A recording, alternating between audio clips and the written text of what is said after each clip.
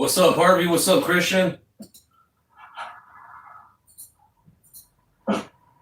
What's up, Harvey? What's up, Christian? All right, just got off work, just getting this party started here. Give me 1 second.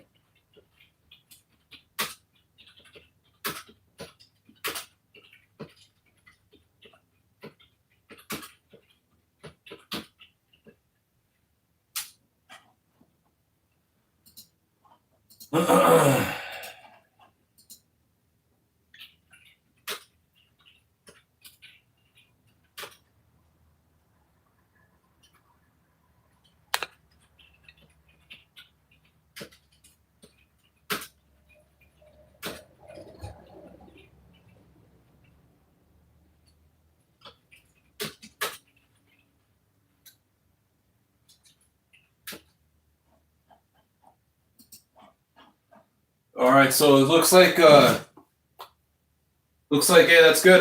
Hey, glad to hear you're doing well, Christian. It looks like Donald Trump did a press conference to wrap up his the G7 summit that he went and attended. So just got off work, so kind of want to check it out with YouTubeville over here. So let's get this party started. What up, YouTubeville? Please hit the like button. Thank you. All right, this is the beginning of it. But yeah, it's a hot. Thank you. It's a hot one over here in Los Angeles. It's like 100 degrees. There's a huge fire. There's a huge fire over in Boyle Heights too. I was thinking about live streaming the fire, but I was like, you know what? I think I'd rather watch this Donald Trump press conference. But shout out to all the brave firefighters out there, because it was like a huge structure fire over there in Boyle Heights, and it's like on the news right now. And yeah, those firefighters are brave AF, because they're up there on the roof with like one fire hose with this raging fire. All right, it's the beginning. Thank you. It's a lot of press. That's good. We had a great event. This was something very special. And I want to thank President Macron and Bridget, his really lovely wife, fantastic person, for welcoming us to France for. Oh, look who we got. Look who we got here. The whole clown crew. We got Coward Nutlick. We got the Orange Man. We got Narco Bubio. And that shady fool Scott Bessent. Extremely successful G7 summit. I would say it's one of the most successful. And this meeting could not have come at a better time. On Sunday, we reached an agreement with Iran that achieves everything we set out to accomplish, everything and much more. Ending the current conflict, reopening the Strait of Hormuz, and preventing Iran from ever obtaining a nuclear weapon. That's what it was all about. That was about 99%. Iran cannot have a nuclear weapon. They can't develop it, buy it. They can never have a nuclear weapon. At the same time, with this announcement, or close to it, as people started to think it was going to happen when Iran was making some very positive statements, the stock market has surged to record highs, picking up thousands of points over the last short period of time, thousands of points. And oil is dropping like it has never dropped before. Oh yeah, guys. Keep in mind. Keep in mind that every single thing this orange buffoon is saying is nothing but utter lies.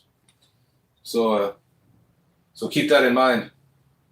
Went in numbers, down $7, down $8. Didn't ever see anything like that. But if we didn't do this deal, we could have dropped more bombs for another 3 weeks, 2 weeks, 4 weeks, 2 years. You would never have the Hormuz Strait open. You would never have success. Your market would have, instead of. Yeah, we already had all that, buddy, with Obama. But you came in and ruined it, and now we got to pay him double double the money that Obama paid. You orange clown. Up at levels that nobody's ever seen before. We go down at levels that nobody ever saw before, maybe except for 1929 or whatever. And you know, all the tough guys. The tough guys don't realize that this wasn't a 3-month deal. This was years in the making. You know why? Because I was the one that killed General Soleimani. And if I didn't kill General Soleimani, we probably wouldn't be talking right now about this deal, because he was a mad genius. Nah, if you never rigged the election, we wouldn't be talking about this bogus deal, because we'd be all living happily ever after with Kamala Harris. We were able to replace him. But a lot of people forget that. The tough guys, you know, the tough guys that would drive the country right down the tubes. The past 2 days have provided a chance to discuss the details of this historic agreement with many of our closest friends and allies, including the G7 nations and many presidents and prime ministers, as you saw. Prime Minister Modi was here. We had a long talk. He's a great guy. They are thrilled that we made a deal. Every one of them. There's not one nation that came to us and said, please, sir, keep dropping bombs on them. Please keep dropping bombs. The stupid people say that. But I'm thrilled to report, and by the way, those last 2 days were brutal. $200 million worth of bombs. And, you know, it is expensive too, by the way, aside from everything else. And they knew I was coming for a third night. We informed them we're coming for a third night. They didn't have their Navy, it's sunk. They didn't have their Air Force, it's gone, not one plane. They didn't have anti-aircraft equipment, so we got free reign. They didn't have their leaders, but they have a new group of leaders that I think is, actually, I think they're smarter. I think they're very smart. I think they're far less radicalized. This guy's ridiculous. He's talking a bunch of nonsense. Now he's praising the new leaders of Iran. What a clown. And I think they're really good. They love their country. You know, you talk about regime change, nobody will say that, but I guess it's, one set of leaders is all gone. Their second set of leaders is all gone. Their third set of leaders a little bit gone, but for the most part, and frankly, I think that's regime change. I think they're going to behave much differently. I think they see a different way of life that they were never exposed to. So the one thing I didn't want to see is I didn't want to see economic catastrophe. If you kept this going, that could have happened. But all I know is every time we talked about the possibility of peace, the stock market shot up like a rocket ship. It never went down. They didn't like it. The people, you know, the stock market is more brilliant than anybody there is, including the people on the stage, other than me, of course. Let's see. I don't know. What do you think, Scott? Is the stock market more? Well, I think all you guys are a bunch of incompetent fools. Coward Nutlick, Orange Man, Narco Bubio, Scott Bessent. Yeah, you guys all need to be impeached, removed, and imprisoned. You? No, sir. Oh, that's a terrible statement. All right. The stock market is quite brilliant. And every time we said something amazing, like we're going to settle, it would go up. And every time we said something negative, like, guess what, we're not going to be able to settle, it would go down very big, Peter, right? Very, very big. Tells you something. And, you know, I've studied. Hey, what's up, Christian? No, I didn't see a picture of his left hand, but I heard he always puts makeup on it. What's up, Saber? How's it going? Hey, what's up? What's up, Jack? I don't want to say your whole name, but what's up, Jack? That's hilarious. Presidents, some good, some bad, some great. Not too many are great. And some really bad. We had one just recently. And the one president I did not want to be was the late, great Herbert Hoover. I didn't want that. And who knows what would have happened. But bad things happen. So, well, I got news for you, pal. You're worse than Hoover. You got instead of Hoovervilles, we got Trumpvilles now. The past few days have provided a chance to discuss the details of the deal with the closest friends and allies, the heads of countries. They were all here, a lot of them, far more than the 7, as you know, a lot of them. And they put out a statement. I think President Macron, who did a great job, by the way, did a really fan, him and Bridget, they did a great job, but they all put out statements saying they love this deal because they want to see it over.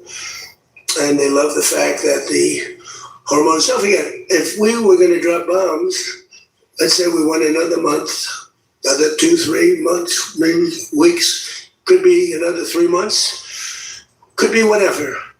What do you have left? Got maybe nothing, but you don't have. Hey, that's true, Jack. That's true. Yeah, Coward Nutlick's a known Epstein Island hopper. Great. Because people that own $1 billion ships, these ships cost $1 billion. They don't like sailing ships or having their ships participate. When you go up the coast and you go through the strait and there are rockets flying over your head. They want to protect their $1 billion investment. You wouldn't have oil for maybe years. These are stupid people. But nobody was tougher than me. Nobody hits. Nah, Trump, everyone on stage with you right now are stupid people.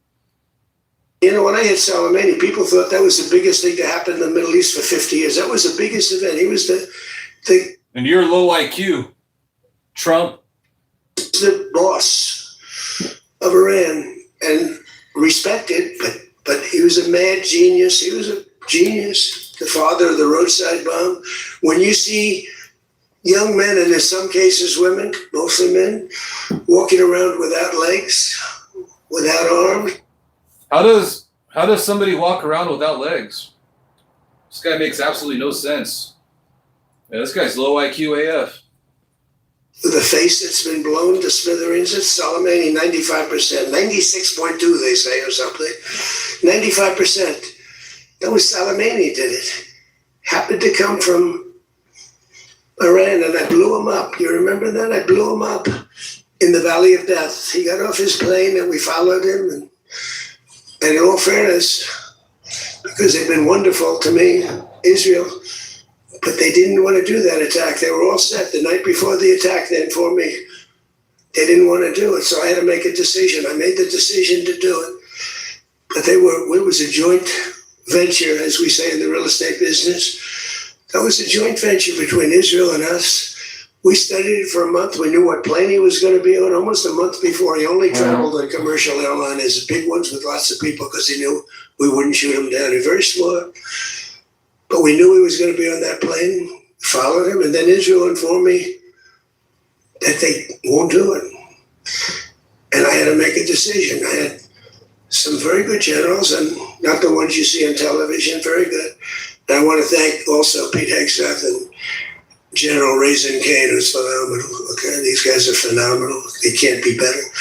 But I had some good generals, and I said to Pete Kegsbread, along with Kash Patel, are a bunch of drunks, dude. if Israel's not going to do it, we're all prepared. Do we do it? Do you like doing it or not? He said, sure. If you want to do it, we can do it. How well? We'll do it just as well or better. Do it ourselves. We don't need anybody. So we took out Soleimani. One of the biggest events to happen in the Middle East, maybe ever, but they say 50 years, they say 100 years. I was with the Prime Minister of Pakistan. He said it's maybe the biggest event that has ever taken place. It's like nobody could believe it. So that's when it started. It didn't start like 3 or 4 or 5 weeks ago. And Obama wouldn't do it. What Obama did was he did the JCPOA. He loaded up a plane with $1.7 billion in green cash from banks all over Washington, Maryland, and Virginia. They were stripped of all their cash. They had no cash to do pay. Hey, what's up? What's up, Colton Healy? Yeah, for sure. He was the laughing stock at that summit. Like he like wandered off. Macron had to like lead him in the right direction. He almost like fell in his seat. It all went into a Boeing 757, a wonderful plane, and they flew it to Iran. And they gave it out to people. They bribed people. They thought they were going to get it done. Then they gave billions and billions of dollars after that. And they got a deal that was a road to a nuclear weapon. I get so angry, I guess. I'm allowed to get angry when I watch the Democrats. They talk about it all the time. We had this deal done. You had a deal that was going to give them legally a nuclear weapon. And if that happened, Israel would have been blown away. And in all fairness to Bibi Netanyahu, who happens to be a good man, gets a little excited sometimes. But he happens to be a very good man. We've had an amazing partnership. He's been an amazing prime minister. We have a little dispute over Lebanon. I say, you can do a little softer touch, Bibi. You don't have to knock down a building every time somebody walks into it that's from Hezbollah. But it's been an amazing partnership. But he will say, we're the big partner, and he's the very small partner. Hey, what's up, Al? Hey, hope you're doing well out there. Oh, good to hear from you. So he came to the country, and he begged Barack Hussein Obama, the president, not to do. Looks like we got Netanyahu. We got Netanyahu in the chat, LOL. The JCPOA. Yeah, it's going good. Just got off work. Going to catch up on these Trump press conferences real quick before I got to head out and, walk my dog around the lake and just go and touch some grass and hug a tree. That it could be the end of Israel, and it would have been if I didn't come along. And Obama didn't listen to him. Bibi actually went to Congress and pleaded with them, and he got nowhere. And they had this horrible. Hey, what up, everyone? Hope you're all doing well in the chat. Hope you're all having a good day, and thanks for sharing your opinions and hanging out. And please hit the like button. Thank you. We're watching this Trump press conference that he did earlier today over at the G7 summit. As usual, he's just talking a bunch of jibber jabberish, bunch of nonsense and lies. But we're here to fact check him, and we've got a lot of work to do. We got a lot of laughing. We got a lot of laughing to accomplish. We got a clown, we got a circus, so we might as well enjoy it. It is our taxpayer money that he's robbing from us every day. For Israel, horrible for Israel. And that's where it stood. And then I came along and I terminated that deal. It had very little time left. It was a short-term deal. With countries, you need hundreds of years. You don't need 8 years or 9 years. This isn't like you're signing a lease on a candy store at the corner. Sorry, Netanyahu, but I'm going to send you back to the Gaza Strip so you can repent and stop your genocide. Hundreds of years. This was a short-term lease. It expired long ago. Had I let it run, it expired. You wouldn't have been around. A lot of people wouldn't have been around. But Israel would have been terminated. I think the whole Middle East would have been terminated. You saw that when everybody was shocked. Netanyahu, feel free to come back in 5 minutes if you still want to hang out and comment. Just don't comment like every second, because nobody wants to see spam. These missiles, they were aimed at these different places. Qatar, Saudi Arabia, UAE. Think of it. Bahrain, Kuwait. They got hit. Nobody thought that was, even I didn't think it was going to happen. They didn't think it was going to happen. They were going to take out the entire Middle East, including Israel. And if they had a nuclear weapon, they would have used it within moments after getting it. So I made it very tough for them when I terminated the Barack Hussein Obama catastrophe. JCPOA, one of the worst deals. NAFTA might have been worse, but that was worse economically. It was really dangerous what he did. He gave them everything, including a lot of money, which we don't give them, by the way, just in case you have any question. We'll be giving this out so you can read it and you can see. And it's a memorandum of understanding. If it doesn't get done in 60 days, that's all right. We go back to bombing. I don't want to do that because it's so good. But we might have to, because we're never going to let them have a nuclear weapon. But they've agreed not to, and you'll see that very clearly in the agreement. But then the second phase of that was they were I'm pretty sure Robert De Niro doesn't struggle every day, and Robert De Niro despises Trump. Or they were enriching material, as they say. I call it nuclear dust. They were enriching material under granite mountains. Granite being, for those not in the construction business, granite being a very strong, the strongest stone. It's not as pretty as marble, but it's much stronger. It's a lot stronger. Like the new granite I put on the stairs of the White House going to the Oval Office, the black granite, it's rated 1 million years plus. No marble's rated that. Marble's rated 100 years if it's outside. So these are granite mountains. And the B-2s came along and they hit those air shafts in the dark at 1 o'clock in the morning with no moon. They had a beam going right up everywhere. Those guys did a job, and then they were criticized by certain members of the press, like CNN, for possibly not doing that much damage.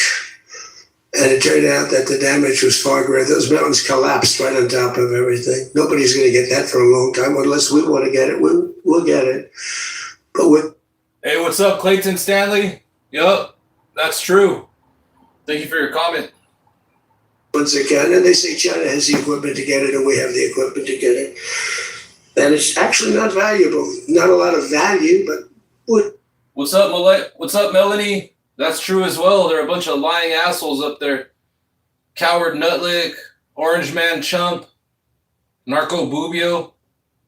And psychologically, but nobody's touching it. We also have cameras. That's what Space Force is. We have the greatest military in the world, by the way. But I'm proud of Space Force because I started it. We have Space Force cameras on every single door, well, there are no doors. They've been pretty well shattered, but every area of that, if somebody walks in and he's got a badge with his name on it, like Mohammed something, which is about a 50-50 guess, Mohammed something, they can tell the name, they can give you a serial number, we can see things you wouldn't believe the quality of the stuff that we have. That's why we've been so successful. That's why our blockade will go down in the annals of history as being unbelievable. Nobody's ever seen a blockade like that. It's like a steel wall. So what happened is we then terminated that. Dude, your whole quote unquote excursion was a disaster and a failure, pal. They call it the nuclear dust, and that was the end of that. But if we didn't hit that with the B-2 bombers, or if it wasn't successful, they would have had a nuclear weapon, a nuclear bomb at a very high level, not the highest, but it would have been a very high level. We have much bigger, but we hope that we're never going to have to use it. We have the most. Russia has second. China is very far behind, but going to catch up, unfortunately. Well, 90% of the people on government assistance are MAGA supporters. They're catching up, but we have the most. We have the most powerful, but we also have the most. But pretty much MAGA cult members, yeah. 90% of the people on government assistance are MAGA cult members. Not far behind. And then you have China in third place, but within 5 years, they'll be probably even. And we ought to make a denuclearization deal. It'd be so great. We don't need all of that. We don't need to be able to blow up the whole world 300 times over. It's terrible. It's really, if we could do a denuke deal, I'd love it. And one of those two is very willing to do it, I will tell you. The other one is less willing to do it. And you need all of them. So the deal we reached with Iran on Sunday will be signed shortly, tomorrow, maybe the next day. Subject to deals. My whole life is all about deals. That's all I ever did is make deals. And crazy things happen with deals. I've gone into deals where it's a guarantee. No way it can not be signed. And it doesn't get signed. And I've gone into deals that you have no chance of making. And they go like nothing. So, but we're going to most likely sign the deal. They want to sign the deal.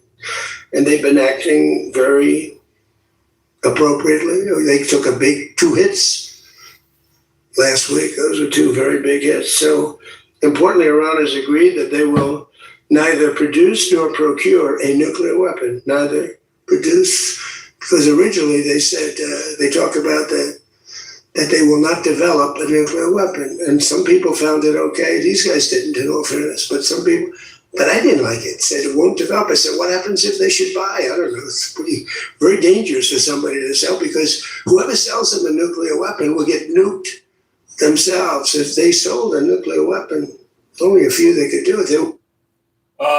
Your daddy Putin just literally made a deal with Iran for like $28 billion to help them with their nuclear programs. You buffoon. They wouldn't have that country long. So it's a very dangerous thing for somebody to do. But I wanted it in there. So it's develop, procure, buy, anything. And you'll see that when you see the agreement, but it's appropriate that we release the agreement. And we did send a copy to Israel, by the way. They've been a good partner. Again, I think they could do better with respect to Hezbollah. I'm not saying they shouldn't protect themselves. I'm saying when two drones are shot into the desert and dropped harmlessly, you don't have to knock down buildings in Beirut. They could behave better. Well, the guy standing next to Trump right now, Coward Nutlick, admitted to hanging out with Epstein on Epstein's Island, and they were neighbors. These MAGA cult members, man, they'd be drinking too much Kool-Aid. I love them as a partner. They were terrific, but they could do a much better job with Hezbollah. On that, I don't think they're doing well. And I feel very bad for Lebanon. Lebanon's been, it was a great culture. They had the professors, the doctors, the lawyers. It was an incredible culture, maybe the highest in the Middle East for years and years, centuries. And for the last 50, 60 years, they have been just trashed. They have been living in hell. So they'll work closely with us to turn over the so-called enriched material that's very deep in the bowels of the earth, very deep. Nobody can get it. So it's not important that we do it quickly, but we could do it fairly quickly. When we have a chance, we'll do it. But in the meantime, we have cameras on every inch of it. Nobody can do it. And if they do, we'll hit them with Patriots. That's all. And they'll be gone. And they know that. Technical discussions on the removal of all stockpiles of enriched materials will begin immediately. We're going to start that immediately. And unlike Barack Hussein Obama, who sent Iran pallets of cash and any relief they receive under this deal, they'll have to get based on merit. And it won't be from us. We don't have to give them anything. But some people may want to invest. Like, what are you going to do? Say you can never, ever invest in a country? I mean, it's pretty tough. I don't mind being tough, but it's pretty crazy. You can invest in a country. You can invest in any country you want, but you can't invest there. Well, they need investment because we did $1.5 trillion, maybe $2 trillion worth of damage. So somebody's going to have to help them out. There's no guarantee about helping them out. It could be their neighbors will help them out a little bit. I don't know. But it's a lot of money. Almost nobody has that kind of money. That's the kind of damage that was done. But we're not investing any money. There was a fake story. There was a fake news story that got a person, a good person. JD made a statement. It was a perfect statement. And they reported it in a very strange way. But this guy literally lost the illegal war he started. He's over there still making excuses.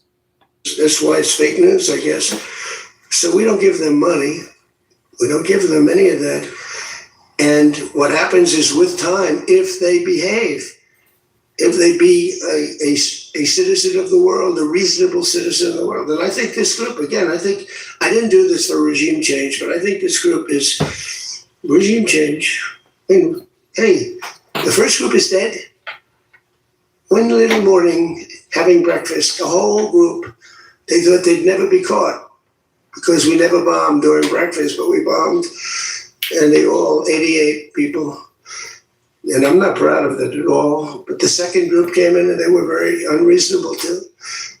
And they were all gone. And then the third group, we've been dealing with them. Couple left this planet, but we've been dealing with them. And again, they've been fine. I mean, I've had a lot easier.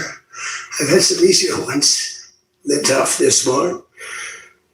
Maritime traffic through the Strait of Hormuz has already increased very substantially, and a normal flow of energy will resume in the coming days, and trillions of dollars will be made by the world, and the stock market will, I believe, continue to rise. The only difference is that a player that's very volatile, very tough, very smart, frankly, they have in one way a primitive culture, but it's also a genius primitive culture. They're very smart people, very good negotiators, but so are we. So rather than possibly going into a depression, rather than having your favorite president be Herbert Hoover, I was always the one I didn't want to be. I wouldn't have preferred Nixon. I wouldn't have preferred, there are plenty I wouldn't prefer, but the one I always thought of, Herbert Hoover, and he caused it. He raised taxes too fast, and he raised interest rates too fast, all at the same time. And it caused the Great Depression. So I don't think I'll make mistakes like that. I lower taxes, I don't raise taxes. In fact, we just gave you the largest tax decrease, largest tax cut in the history of our country.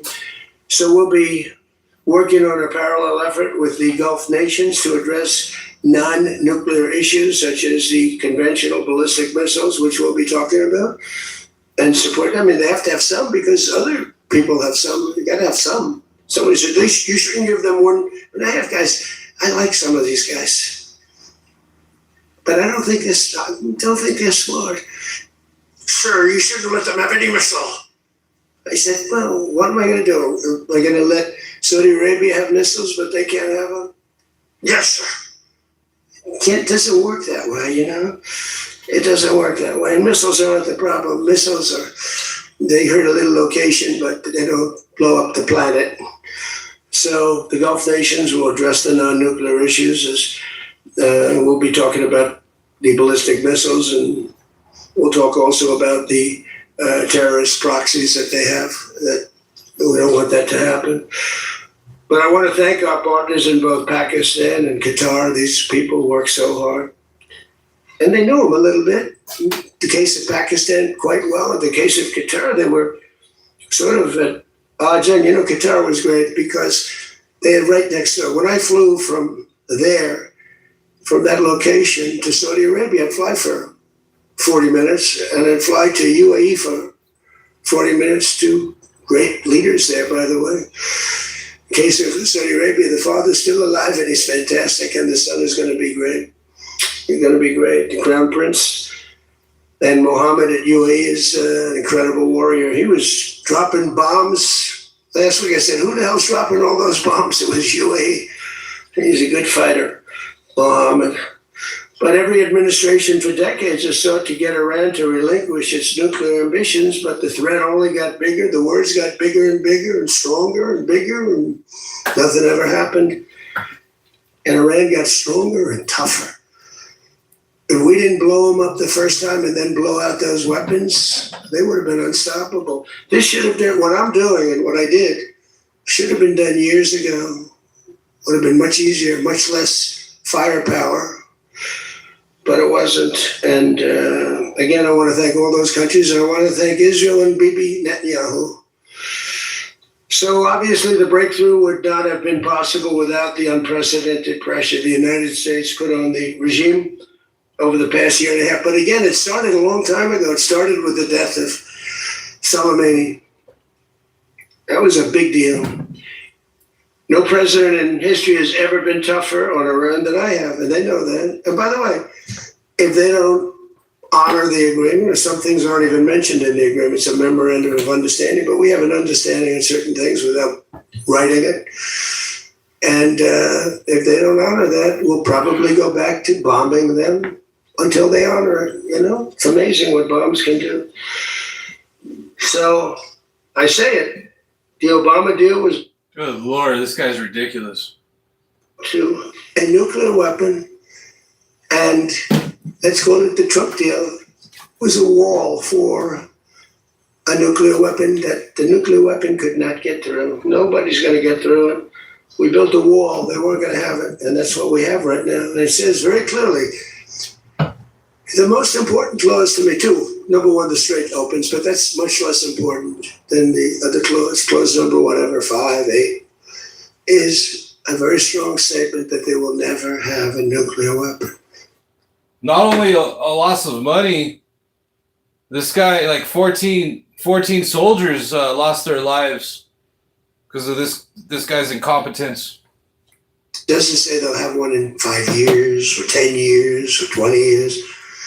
With Obama, they were able to enrich very quickly. This agreement now provides Iran with a historic opportunity. If they follow the path of cooperation, will have opened for them. Their country will have a chance to survive. Now think of it, they have 91 million people.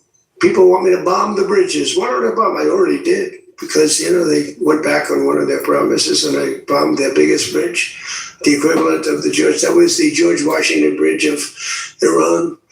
But we bombed that bridge, you saw that. One quick strike by an F-22, the most beautiful fighter jet ever made, by the way. In fact, we're ordering some more of them. We're bringing it out because it's so effective. It's incredible. It's incredible. Look, we have the greatest military in the world. Those B-2 bombers are unbelievable.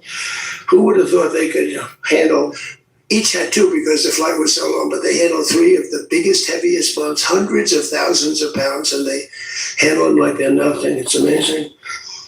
And also they're undetectable. They flew into Iran, totally, think of it, totally undetected. Now Iran's waiting for them. They're waiting for them. And they never saw them. 1 o'clock in the morning, they never saw them. They're stealth. And we just ordered 22 more. The newer upgraded version, which I guess is better. I don't know how do you get better. But as I expressed, hey, what up, everyone? We're checking out this Donald Trump press conference where he's just telling nothing but just nonsense and lies as usual, but just watching it for the hell of it. But, it's hanging out with YouTubeville, so appreciate everyone's comments. Please hit the like button. Thank you. Yeah, this came out earlier today, too. So we're about, we're getting towards halfway through this, Donald Trump's incompetence. The world leaders here this week. It's my hope that the peace agreement will be the beginning of a much larger deal all across the Middle East. We're very close. Look at the job we've done in Gaza. Look at Hamas. Hamas has been very silent. You haven't read anything about Hamas. And we're trying to get them unarmed. They grew up with a machine gun in their hand. I think they actually, when they were born, they came out with a machine gun in their hand, so it's not the easiest thing, but they've actually, behaved pretty well, considering this was not the lifestyle that they were taught to have. But including an end to all Iranian aggression, and they're not going to be Iranian. All right. Hey, Christian, you have a wonderful rest of your day. Good to hear from you. Aggression, and an end to war and terror in Lebanon. So the Lebanon peace is something we'll have to work on a little bit. It's a very small piece of the puzzle, actually, but it still makes a lot of noise. The big deal is the Iran deal. That's where the money is, where the power was. But they have Hezbollah, and you got to get that done one way or the other. We'll do it. I think Israel can do a much better job on it. Syria would love to do it. I was very responsible for the gentleman at Syria that's now the president of Syria. He's done a tremendous job. He's put that country together in a year and a half. Sort of like our country, a year and a half, pretty similar size. They said, please don't put him there. He's a very violent man. Al-Qaeda. They said, well, I know one thing, a Boy Scout's not going to work. And he's actually done a very good job. He'd love to go on and, Hezbollah is an enemy of his, and he'd go on it, but he wouldn't knock down buildings every time he hears there's somebody. He'd just go and get them with precision. But I don't know that people want that. Maybe they don't. Maybe Lebanon doesn't. We have to be guided a little bit by Lebanon. And by the way, the president is going to be coming, Prime Minister, President, going to be coming over to see us very shortly over the next week or two. Good man. He's, man is living. What a tough life he's got, because he's got tough groups of people. And it's amazing. Amazing there is a Lebanon. All they've been through, they have been treated worse than just about, I think, anybody, disrespected incredibly. So the expansion of the Abraham Accords is the other thing that we hope we're going to get. And I think Saudi Arabia, if they lead the way, they'd be doing themselves a big favor because everybody that's in it, UAE went in right from the beginning. Again, he's a warrior. And they never got out. Nobody ever got out. Do you think maybe during the war, they were all afraid of, everybody was afraid of Iran. And that's why we ended up with the original members. But then when the election was rigged, that's right. And I wasn't here at all. Nobody cared about anything. The country went to hell in every way. That was the least of it. Middle East was the least of the country went to hell, allowing 25 million people into the country, unchecked and unvetted, many of them criminals, many of them murderers, 11,888 murderers allowed into our country. So this was the least of it. But the past 2 days have also provided an opportunity to discuss a number of other key issues with members of the G7 and our partners. Yesterday morning, we had a productive conversation on the war, and It's funny how MAGA cult members can listen to this clown and think that everything that he's saying makes sense. These MAGA cult members, man, they'd be suffering from some major Stockholm syndrome or something. I spoke with President Putin. I spoke with President Zelensky, and he was there. President Putin, I spoke over the phone with. And something's going to happen. They're losing a lot of people, a lot of soldiers. They're losing soldiers. Both are losing a lot. Russia's losing more because they're the offensive ones. And when you're offensive in war, you lose more. Pretty simple.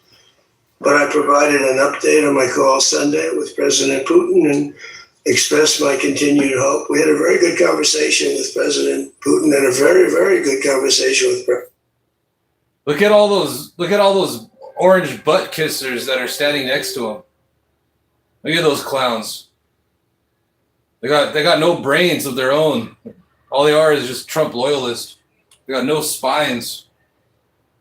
Coward Nutlick, Narco Bubio, and Scott Bessent.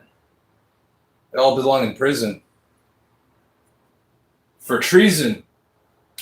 All these MAGA cult members, once the midterms hit, the blue wave tsunami is going to come through, and they're all gonna have to comply or do community service for their un-American activities. Zelensky, I think they both want to do something. They just don't know how to do it. They want to do it, they just don't know how. In our session yesterday afternoon on international partnerships, I offered an update on how the United States is leading the world in responding to the Ebola outbreak in Africa. I mean, for starters, he was blowing up innocent fishermen out of the waters with Tomahawk missiles. There's a war crime right there. It's crimes against humanity. He killed 2 U.S. citizens. Renee Good and Alex Preddy. Sending $375 million in aid so far to help stop and contain the crisis at its source, and we've done great. I was with the president of a couple of presidents came over, by the way, from African nations, and they were so happy with what we did. But where it's unfair is we gave 300. Nah, the only people that are a disgrace are the people that still support this clown. 5 million. The rest of the world gave essentially nothing, maybe a couple of bucks, but nothing. And they were all saying, thank you so much. And I think they've done a good job. It's a terrible thing. Ebola is a terrible thing. That's an unbelievable one. Fortunately, it's not like COVID where it's that easy to spread around, but it's rough. And we've done a good job. We've moved people to certain quarantines, certain locations. But today we also had excellent meetings on the economy and artificial intelligence, which is amazing what's going on with that. It's going to be the biggest thing ever. We have to be very careful with it. It's both great and could be bad. We have to be careful. This guy's saying he's got to be careful with artificial intelligence as he's using artificial intelligence to make pictures of the Obamas as apes. Get out of here, Orange Man. Take a hike. Come midterms, though. We're taking back the House and the Senate. We're going to go clean up all those red states and bring back law and order. We're leading China. We're leading the world on that. We're allowing them to do their own electric plants because they need, as an example, those buildings are so big, and they're not taking the community's electricity. I gave them the right. It's my idea. I gave them the right to build electric plants like Con Edison in New York. Dig we must. And they've come up with plants that nobody's ever seen anything like them. Those are by very high IQ people. So they're actually building electric plants. So because otherwise they could never build a building because the grid is old and tight. Hey, what's up, Sal? Yeah, exactly. 70% of the people that voted them from last year, they all regret their vote. They're taking it back. Broken and a mess. So they're building it, and they're going to sell very cheaply. They're going to sell their extra electricity into the grid. So we take care of a lot of things like California, which doesn't have nearly enough electricity. They don't know what they're doing there. And instead of having blackouts and brownouts, they'll be able not to. We found a great deal of unity here at the G7, and we signed a declaration on illegal immigration, the first time ever for a G7 statement. They did a beautiful statement. We signed other agreements to step up and to really coordinate and spend a lot of time coordinating drug trafficking and stopping of drug trafficking, which is crazy. It comes through Mexico, comes through the southern border, the little that comes through. Yeah, pretty much, Rob. Yeah, the good thing is, though, that the third of the country that just didn't vote at all, they're all going to go vote in droves, and none of them are going to vote for any MAGA bootlicking clowns. So it's going to be a blue wave tsunami. And yeah, the deal breaker should have been Donald Trump's January 6th insurrection where he tried to overthrow the government. And if that wasn't the deal breaker should have been his name in the Trumpstein files over 1 million times. And him covering it up and starting illegal wars and crimes against humanity. Going around racially profiling people, violating people's civil rights. They're genius. If they would use that genius for good, they'd be very rich people. They have it in engines, they have it in hubcaps, they have it in areas you wouldn't even believe. They have it in the structures of cars. Most incredible thing. But we've done a great job on it. We have drugs coming through the border are down 61%. Drugs coming through water, the sea, ocean, sea, Gulf, down 97.2%. That's the ones that get hit. Just like we hit the Iranian minesweepers and mine droppers, they call them. They dropped. Who would have 28 mine droppers? Who has 28 mine droppers? They actually had them, but they don't have them anymore. We hit them just like we hit the drug dealers. But drugs are down by water 97%, and over 60% they're down. And now we're going to go and focus on the land. They come through Mexico. Mexico has lost control of their country. The cartels run Mexico, and it's sad. And the president's a very good woman, but she's a very scared woman. The drug cartels are totally running Mexico. It's not even close. We agreed to accelerate our efforts to secure our critical minerals and rare earth supply chains, where we have great companies really going to town. We're going to give everybody a big run because we do it better and we had to get motivated. The G7 also agreed the United States' new approach to international development based on the private sector investment is working at levels that they never thought possible. It's really working. I held a number of very positive bilateral meetings, including with the president of France. A very good meeting, actually. The Emir of Qatar, Sheikh Tamim. I tell you, I wish I could really know the guy. You know, some people say, well, he lived in that neighborhood. You can't be saying things that you'd like to have him say. He was fantastic on this, and he's been a fantastic guy in terms of energy and getting energy out there. President of the United Arab Emirates, Mohammed bin Zayed, who's an amazing warrior. President El-Sisi of Egypt. Prime Minister Modi of India. We spent a long time together today. I spoke to Mohammed. I spoke to the Crown Prince of Saudi Arabia a number of times. They're all so happy that this deal. You have to have them happy too. You know, we're using their airports. Not that they could stop us if we didn't want them to, but it'd be nice that I went to get that little sucker. But I missed. I hate missing. But we spoke to all of them in many countries all over the world. They're so every country. I think Israel too. Look, think of what Israel's getting. They're not going to be nuked. It's very simple. I told Bibi, your biggest risk was that they drop a nuclear weapon into the middle of Israel. They'd only need one, and there would be no more Israel. Think of it, baby. You got the best, the most important thing that you were asking for is that. So I think they're happy. Some people are going to be, not him, but there are some people, some writers, some that I thought were friends of mine, but I don't want them as friends anymore because they're either stupid or they're bad people. But we stopped nuclear holocaust, and it stopped too. I mean, there's not going to be any of that. So from the beginning to the end, it was clear that this week, America's back. It's bigger and better and stronger. We're more respected as a country right now, I think, than we ever have been. And we were a laughing stock 2 years ago. They would laugh at us. We had a man that should have never been there. You know that. Yeah, they're laughing at you, Trump. And they would walk up to a podium once every year, and they'd ask him, "What flavor ice cream do you like?" "I like vanilla." Then he'd try and find the stairs, which he couldn't find. Man, Grandpa needs to go back to the retirement home. He needs to check into a retirement home. And he'd leave. This is very unfair reporting. And then you said you didn't know about that. You didn't know there was something wrong. We can never let that happen to our country again. To me, we had the worst inflation ever.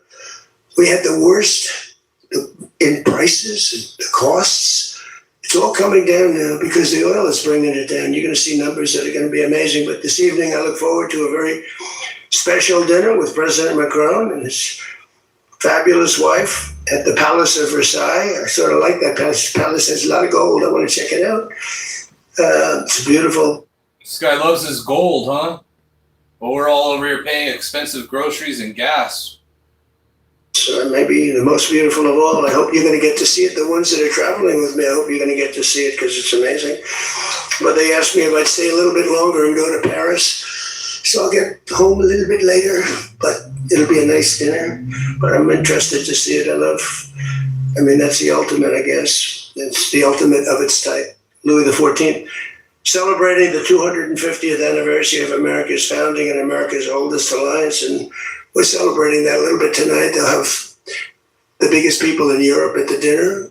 And those people love our country. And hopefully Europe is going to find its way. Europe is having a lot of hard times. They're doing some things very badly on energy and on immigration. They're doing things very badly. And we'll be talking about that tonight. So with that all said, if you want to ask us any questions, feel free to ask the people behind me. Yeah? Peter? Bonjour.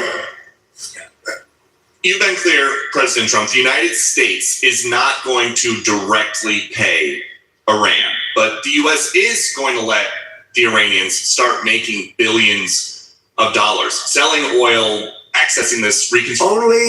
Only if they're doing things right. Only if we're not doing anything. We're not putting up money. Only if they're doing things right. If they're doing things right, if people want to invest, they can invest. But they have this $300 million fund.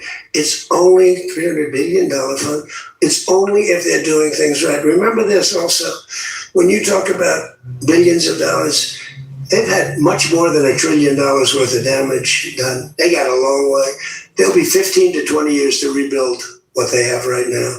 So they have to behave themselves. If they're not behaving, they get hit again. They'll be hit again because we can do it very easily. It's going to take a long way for them to build back their anti-aircraft stuff. It's going to take, and the other thing I want to thank China, President Xi. I was with him, and he stayed neutral, totally neutral, and I appreciate it. And I want to thank Vladimir Putin. Look at this guy. Look at this guy over here thanking the communist, just like a communist he is. All these MAGA communist cult members try to say everyone else is a communist when they're the communists. Your communist daddy over here is thanking Putin and the president of China. He was very neutral. They could have made it much more difficult for us. And I want to say it. You know, somebody would say, "Oh, that's terrible. He's thanking President Xi of China." Well, let me tell you, I had a long talk with him. You know, they have shoulder weapons to knock down airplanes. It's not like the real deal, but they're accurate. They're fairly accurate.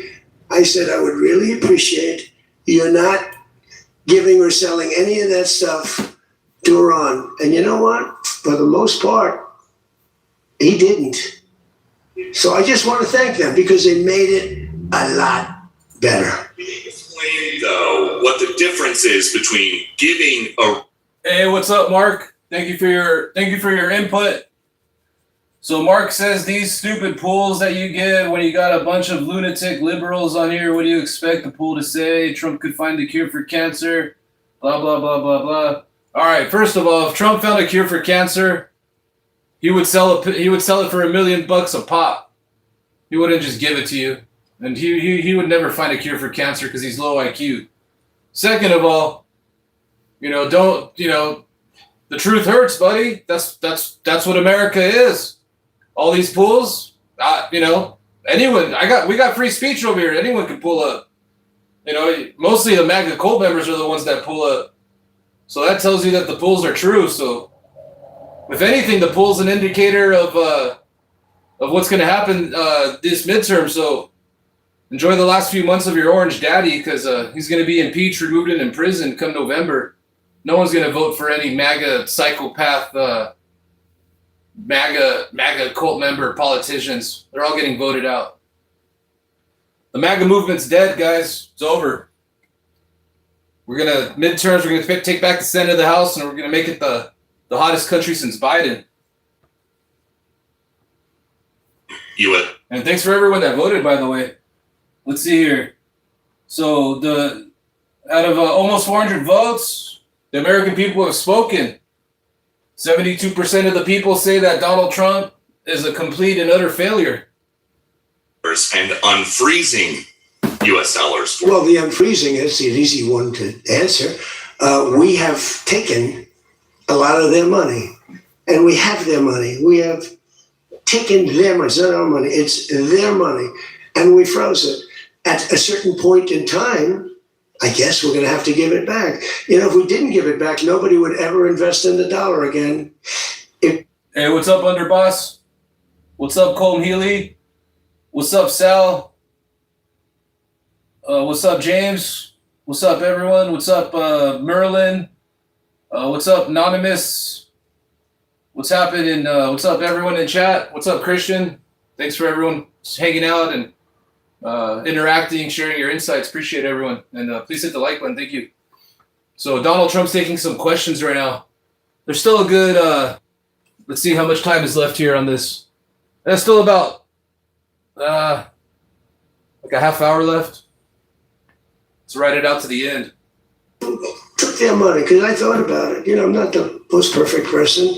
I said to Scott, why don't we keep their money? What the hell are we giving it back to them? But, people from lots of nations, some nations we don't agree with, they have their money. The dollar's become very strong under me. And they don't want to have a little conflict with somebody and end up having the United States just take their money. So if you do that, you really don't have a system. I did just ask you about this. A wise man once said in January of 2020, Iran never won a war, but never lost a negotiation. That wise man. Who said that? Donald Trump. Oh, that's what I thought you were going to say. So how do you go back to the United States and convince a skeptical American public that this deal is a look, here they lost militarily, okay? It's very tough because I know that no matter what, if I would go, by the way, if I go another 3 or 4 weeks, those same people that are critical would say, he went too long, he should have done, no matter what. If they raised the white flag of Man, the mental gymnastics this guy does and all his MAGA cult members, they're so far out of touch of reality. It's quite sad. They need some help. Maybe Dr. Oz can give them a pill or something. A Trump RX approved pill to help with their Trump devotion syndrome. And if they said, praise be to Allah, Donald Trump is the greatest president ever. We totally concede. We totally give up. This war is over. We have failed. The New York Times and CNN and a couple of others, they're not all that dishonest. They say Iran had a great victory, okay? And they practically do that. It's amazing. When we knocked out their last ship, they had 159 ships. When we knocked out the last ship, the Times refused to do a story on it. They said, what would you do? They don't have a Navy, and you don't want to do a story on it. They don't have an Air Force, you don't want to do a story. We need a fair press. And that's why they're all doing so badly, because they lost credibility. When I win in a landslide and I had 93% bad press, they take good stories about me and make them bad. But the only reason that happened is because they have so little, the media has so little credibility that the people voted for me. 93% of the stories on network, ABC is horrible. I think ABC is the worst. NBC is terrible. And CBS is terrible. CNN, obviously. And I never get good stories, no matter what I do. I could do the greatest thing. I won't get good stories on this. I'll get it from fair media. I'll get it from all over the world. They're writing good. But no matter what I do, I'm going to get bad press. I know that. Now, if I did the opposite, if I went out. Yeah, no matter what you do, you're going to get bad press because you got a history of just being a failure, a con man, and a fraudster. Continue to bomb them for another 4. Just bomb the hell out of them. I get bad press on that. No, there's nothing I can do. But what this does is it allows the ships to go.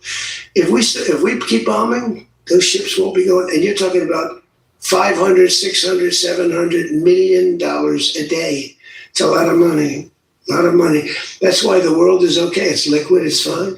Also, we run out of reserves in about 4 weeks. There are reserves all over the world, and we would really run out. And there'll be a time when you wouldn't be able to get it. And you want to see Bedlam? So for all those so-called geniuses that want to show me how smart they are, ask them why didn't they blow up General Soleimani? Ask that of the general and a couple of other people that I like very much, but boy, are they wrong. Go ahead. How about you? Thank you, Peter. I give you more, Peter, but people say I like you too much. Thank you, Mr. President. Bonsoir. He told me that first day in office, he asked me like 7 questions. I answered all of them.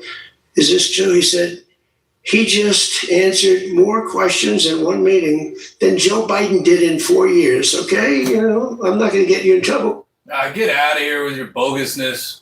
This guy over here is still crying about Biden. Yeah, Trump. Cry harder and cope, pal. Your presidency's a failure. You can only blame yourself. You said, go ahead. Mr. President, in The Art of the Deal, you write about the importance of leverage. Yeah. The art of the steal. A lot of leverage when it comes to Iran, whether it's militarily or through economic sanctions.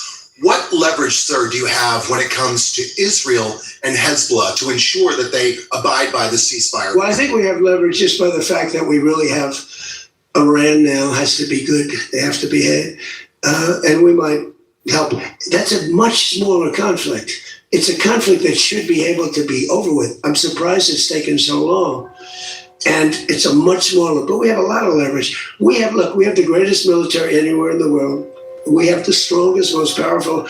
Look at the blockade. By the way, the blockade was more impactful than all of the bombing raids where we dropped $1 billion worth of bombs on Iran. The blockade was so incredible. The naval blockade, the admiral, the whole thing, not one ship got through. That meant no money got through. They were dying. They had no money. They have inflation that's 250 or 300%. They have no money. We have tremendous leverage. We have the leverage of the economy as an example. Sounds like Iran had the leverage over here since you're paying them $300 billion, double what Obama did. And Obama had a better deal. That's a small one, and we'll work with Israel and get it done. But I'd like to do it I mean, you have people living there. Buildings are being dropped on top of them or right alongside of them. How would you like to live there? It's so unfair, especially Beirut. You know, you go into Beirut, and I looked at the scene 2 days ago, yesterday, where they hit. That was a big hit. That was unnecessary in my book. Yeah, please. Two questions. If you could clarify something you said just a few minutes ago. What are the goals of Epic Fury going into it? You said was... Say it again. Speak up. Sorry. He meant to say Epstein Fury. Operation Epstein Fury.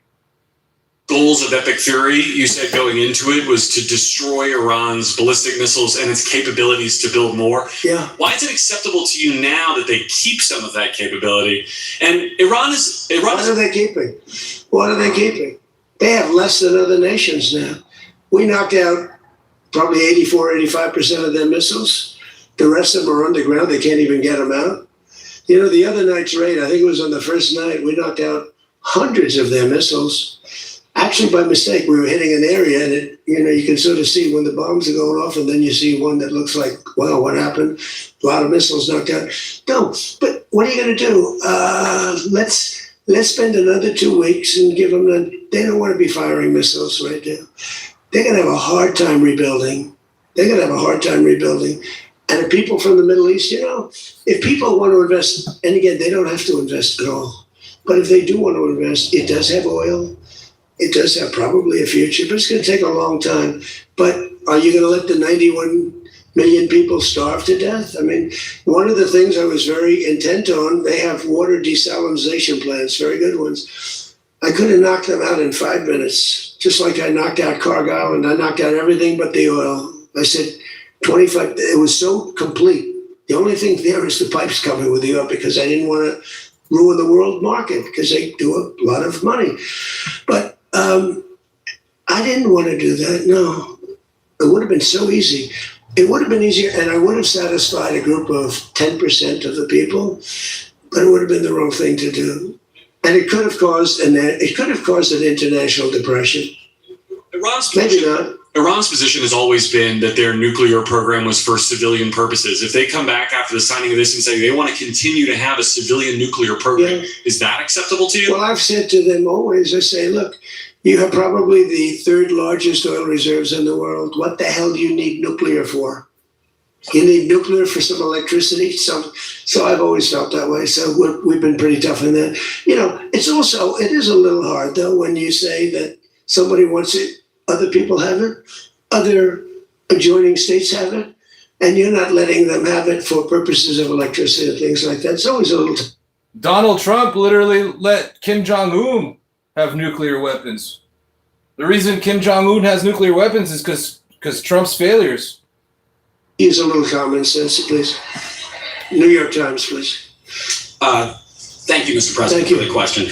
Now that you're approaching a new phase in this conflict with Iran, can you now say whether you will hold anyone in your administration accountable for the strike on a school that killed more than 100 children?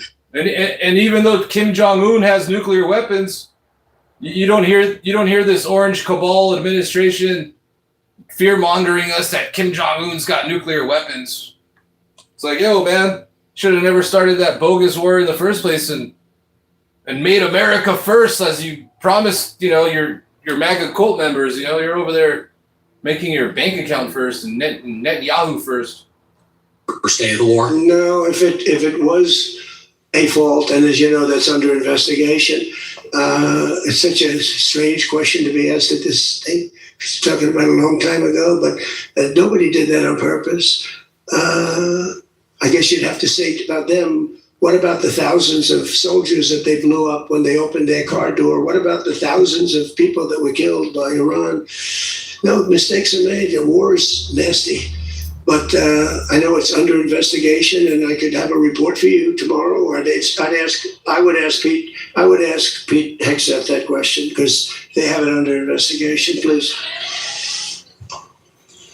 Mr. President, you've been saying all week that this deal permanently prevents Iran from getting a nuclear weapon, but the drafts of the deal that have been floating around barely mention Iran's nuclear program. So can you explain how exactly the deal achieves that goal?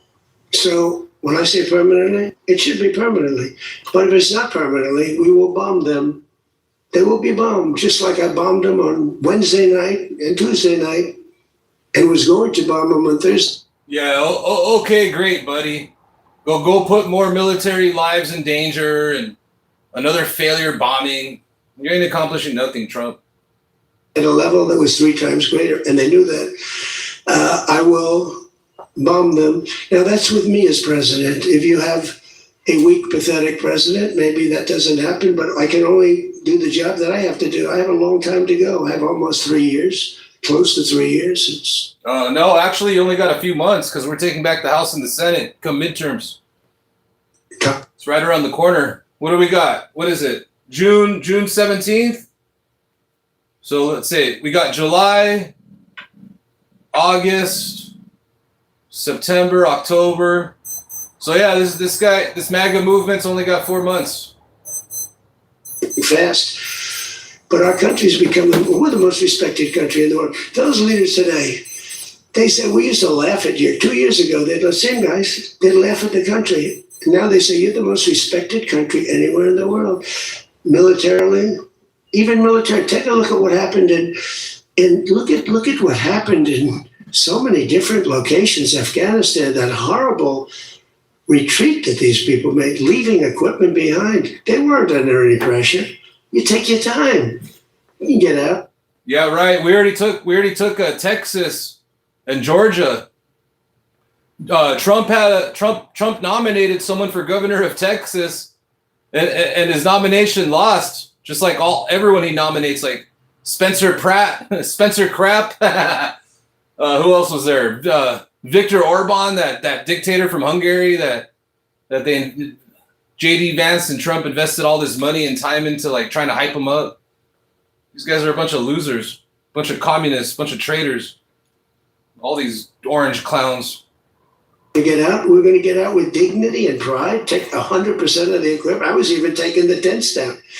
But then they got in and they just left. They left all the equipment. I may get all that equipment back. Now, here's the thing.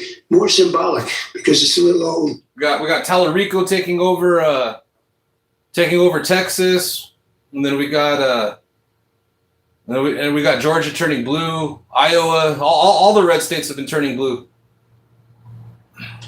But we may get it all. But even Florida, there's like in his own zip code, the mayor, his own zip code turned blue. Afghanistan is kissing our ass, you know that? So you're threatening to bomb Iran if they don't comply, but there's nothing enforceable in the deal itself. Is that correct? Doesn't have to be. I let them know. I said, look, if you don't adhere to the agreement, I don't want to do that, but we're going to bomb the hell out of you. And I don't think that they're going to veer from the agreement. What else am I going to do? Am I going to say, I'm going to take you to court? Let me take you to court. Let me sue you. No, we're going to bomb the hell out of them if they violate the agreement. I don't want them to. I want them to honor the agreement. Again, the Straits close up. Bad things can happen. You're in war. Terrible things happen. Like you mentioned the question before about the school gets hit. Other things get hit. Bad things happen in war. War is a nasty place. I see it. I see it better than maybe anybody has ever seen it. No, you're a nasty place, Dookie Don, with your stinky diaper.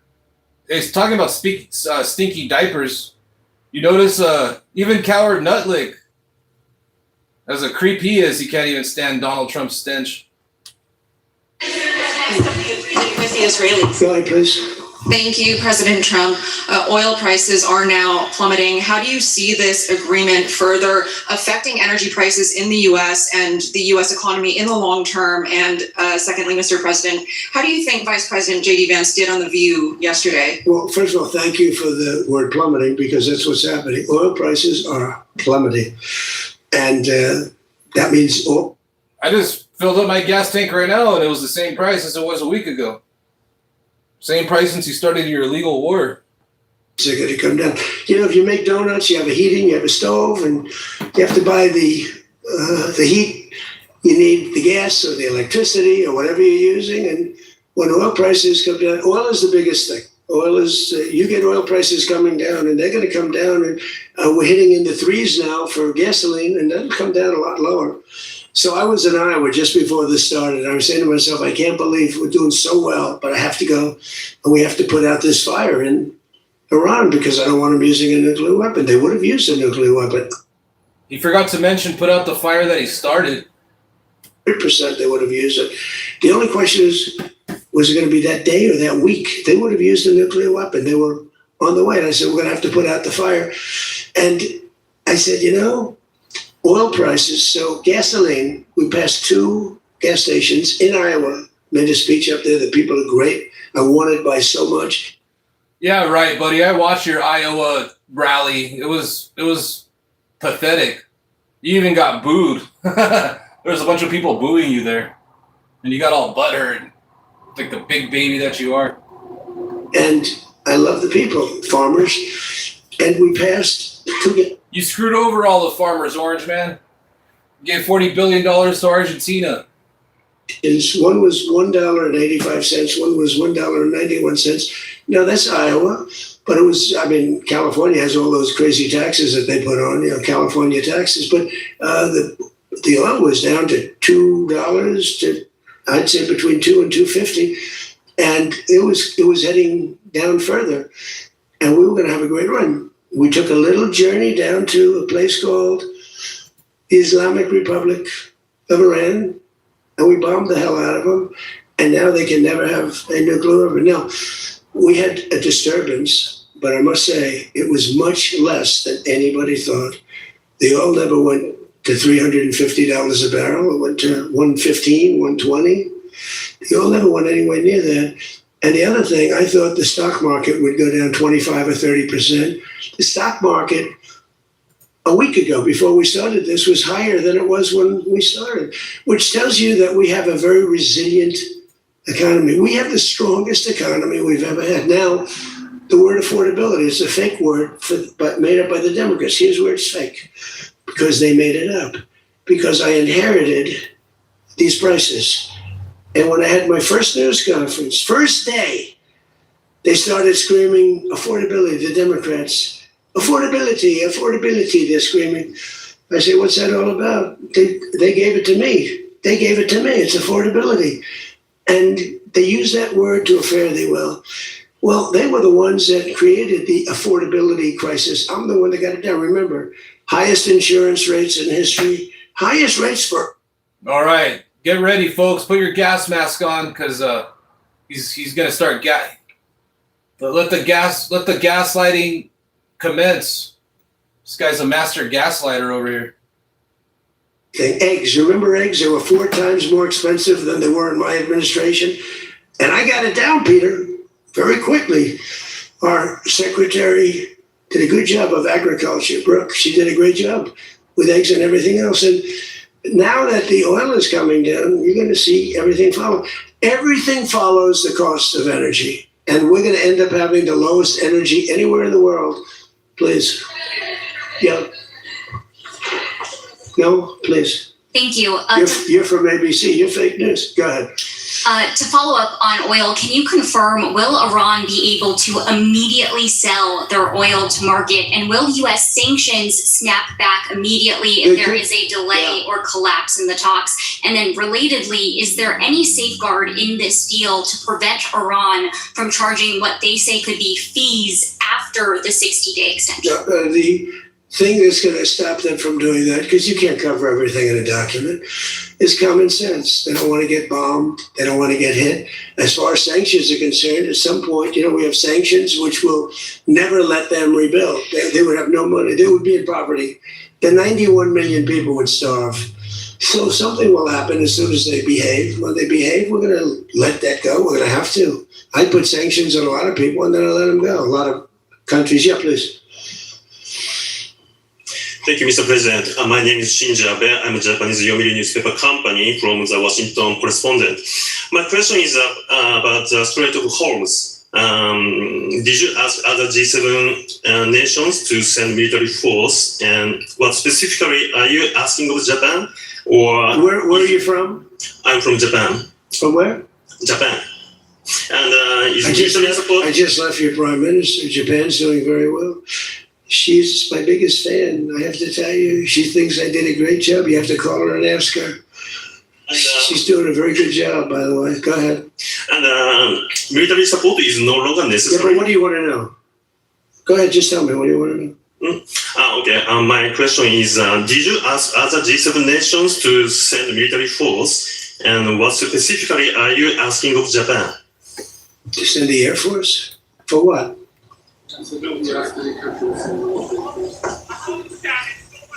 Oh, other countries, not just Japan. No, I don't need. We don't need it. Oh, by the way, they all want to do it. They all want to do it. Every single one of them. They want to go be a part of it now. Not while the war was going on. I was a little disappointed. The UK, I said, yeah, it would be nice if you sent ships. I didn't put a hard sell on, but I said it would be nice if you sent some ships. And the Prime Minister said, they'll be there, sir, as soon as the war is over. I said, did he just say that? I couldn't believe it, actually. Japan has offered to get involved, but I mean, I'll be honest, Japan was not willing to get involved during the war. I asked her, I said, you want to get involved a little bit? I didn't put the heavy sell on, but they said, no, we don't want to get involved. Nobody did. We did it ourselves with Israel and with the Arab states that got hit, surprisingly hit. Yeah. Mr. President? Yes, please, go ahead. Thanks a lot, Mr. President. Question on Brazil. I would like to know, how was your interaction here in Evian during the G7 with the Brazilian President Lula?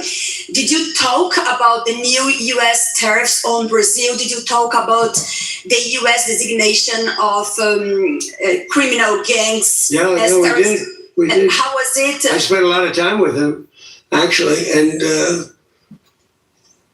it's become a little rough country, right? Politically, been a little dangerous politically. You're talking about Brazil. Yeah. It's been nasty. I hear they arrested somebody that's running for office today. I found that out after we left. I just said goodbye to him, and I heard that they arrested the Bolsonaro Jr. He was doing well in the polls, and they arrested him because he made a statement in Texas. They arrested him, or they want to arrest him. They have something out for his arrest. No, they play pretty tough. But nobody plays tougher than the United States. Look, our elections are totally rigged. We have rigged elections. Please, in the back. Yes, sir. Go ahead. It's funny how Trump has to pick and choose. He has to really be careful because he doesn't want to call the right, the reporter that's going to call him out on his bullshit because he's such a fraudster and a con man. Thank you so much, President. Thank you. Sumu Sakamoto, the Asahi Shimbun. For G7, the concept of the rule of law has long been considered the core principle. During this summit, any of the leaders expressed any concerns on the possible violation of international law on the attack on Iran? No, actually the opposite. They felt they were very dangerous. They were very relieved because they could get hit too. They were very relieved. No, we never discussed that. No, it'd be the opposite. They broke the law. They killed thousands of people. They killed thousands of our soldiers and hundreds of thousands of people. Yeah, please go ahead. Go ahead.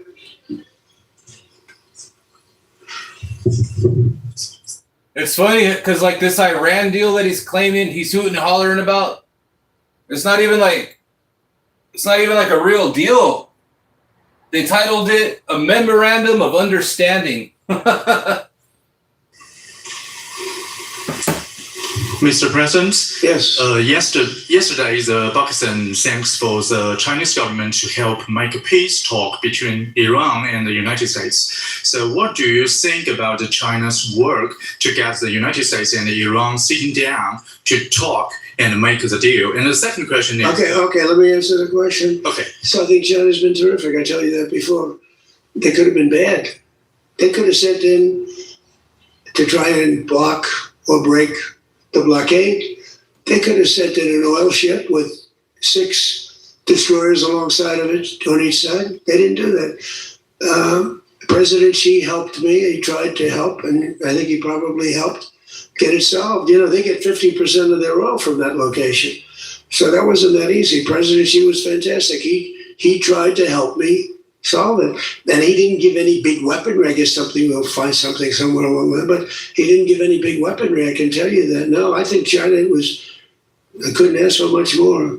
Again, they were impacted because they get more than 50% of their oil from the Hormuz Strait. And no, I thought they were fantastic. Okay, how about one more question right here? Go ahead, please. The latest YouGov Economist poll shows that Democrats have lost a 5-point edge on the generic congressional ballot. They just have now just a 2-point lead since February. Do you think that they're losing momentum? Well, I see the Republicans in generics. You know, generics are very important. I don't know how accurate, because I see a lot of bad polls. Polls are very dishonest, just like a lot of reporters like these people are. I think Marco Rubio is kind of like the only one that really stands close to Don Stinky Diaper. So I'm pretty sure Marco Rubio actually likes the smell. Yeah, that's how much of a bootlicker this guy is. Very dishonest. CNN, ABC, it's a whole group of them over there. They're really dishonest people. But, you know, and really networks are very dishonest. And they have to straighten themselves out, or they're not going to be very successful because people don't believe them anymore. But no, the generics are very interesting because the Republicans are coming up strong even before this. You know why? They're seeing all these lunatics, like the guy in Maine with the swastika. Nah, the only lunatic is you, pal. You know, for 10 years they've been calling me a Nazi. Yeah, probably because you had a Mein Kampf and you read it every night, according to your ex-wife who mysteriously died. The Nazi running, he's got a tattoo on him. I've been denying it for 10 years. They know it's not so, but they've been going. I don't think they can call it to me. And then you buried her body on your golf course so you can use it as a tax write-off. You know, one more. Go ahead, Peter. Let me finish with Peter, because. And you don't even upkeep her tombstone because there's weeds growing all around it. Better to me than he's been to Biden. Thank you, President Trump. I have a question about this weekend. Why not stick around for the signing ceremony with this Iran peace deal? I might. You might. Yeah, I might. But I'd rather, this is a memorandum of understanding. It's very important, but it might not be the kind of a document that I should be signing. Is there some element to this where is? That's right. What's up? What's up? Fading into darkness. That's true. Yeah, he's definitely he was born a natural loser. Vice president. If it works out, great. You look like a genius for sending him. And if it doesn't work out, it's the vice president. I like that idea, sure. Well, this way, if it works out, I'm going to take the credit. If it doesn't work out, I'm blaming JD. You better be careful, JD. He's going to turn his plane around and get the hell out of here. Yeah, I like that idea. I think it's a good idea. Thank you very much, everybody. Wow. Looks like Trump and JD Vance are having a lover's quarrel. All right, so that's the end of that bogus Donald Trump full of lies press conference he did at this G7 France summit with Coward Nutlick, Epstein Island, known Epstein Island topper standing right next to him. All right, it looks like he did some kind of a meeting with like the king of like the president of Egypt. Let's go check that out. Let's go check out some more Donald Trump lies real quick before I gotta go walk my dog. But anyways, hope you're all having a good day. Thanks for hanging out and sharing your opinions and whatnot. And just make sure, everyone, when you go vote, don't vote for any. Do your research and don't vote for any MAGA orange ball-licking politicians. Vote them all out, every single one. They're all traitors to this country.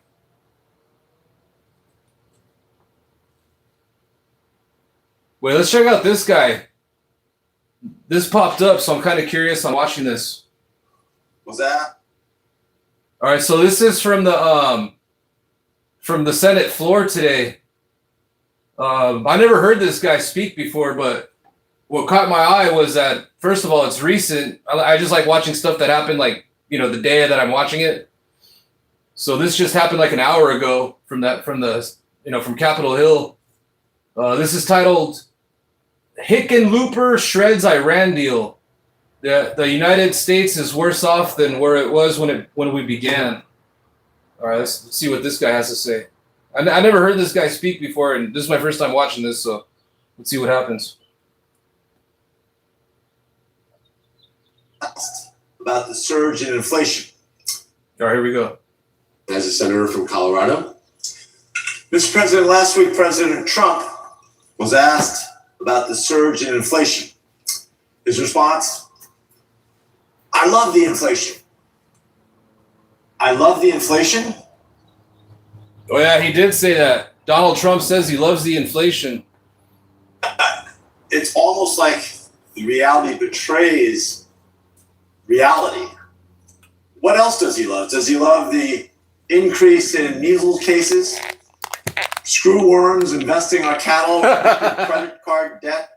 The truth. I like this guy already. Hey, this guy's awesome right here. He's like, Donald Trump loves inflation. What else does he love? Does he love measles? Does he love screwworm?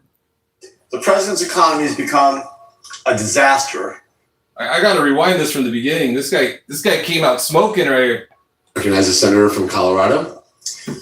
Mr. President, last week President Trump was asked about the surge in inflation. His response, I love the inflation. I love the inflation. It's almost like the reality betrays reality.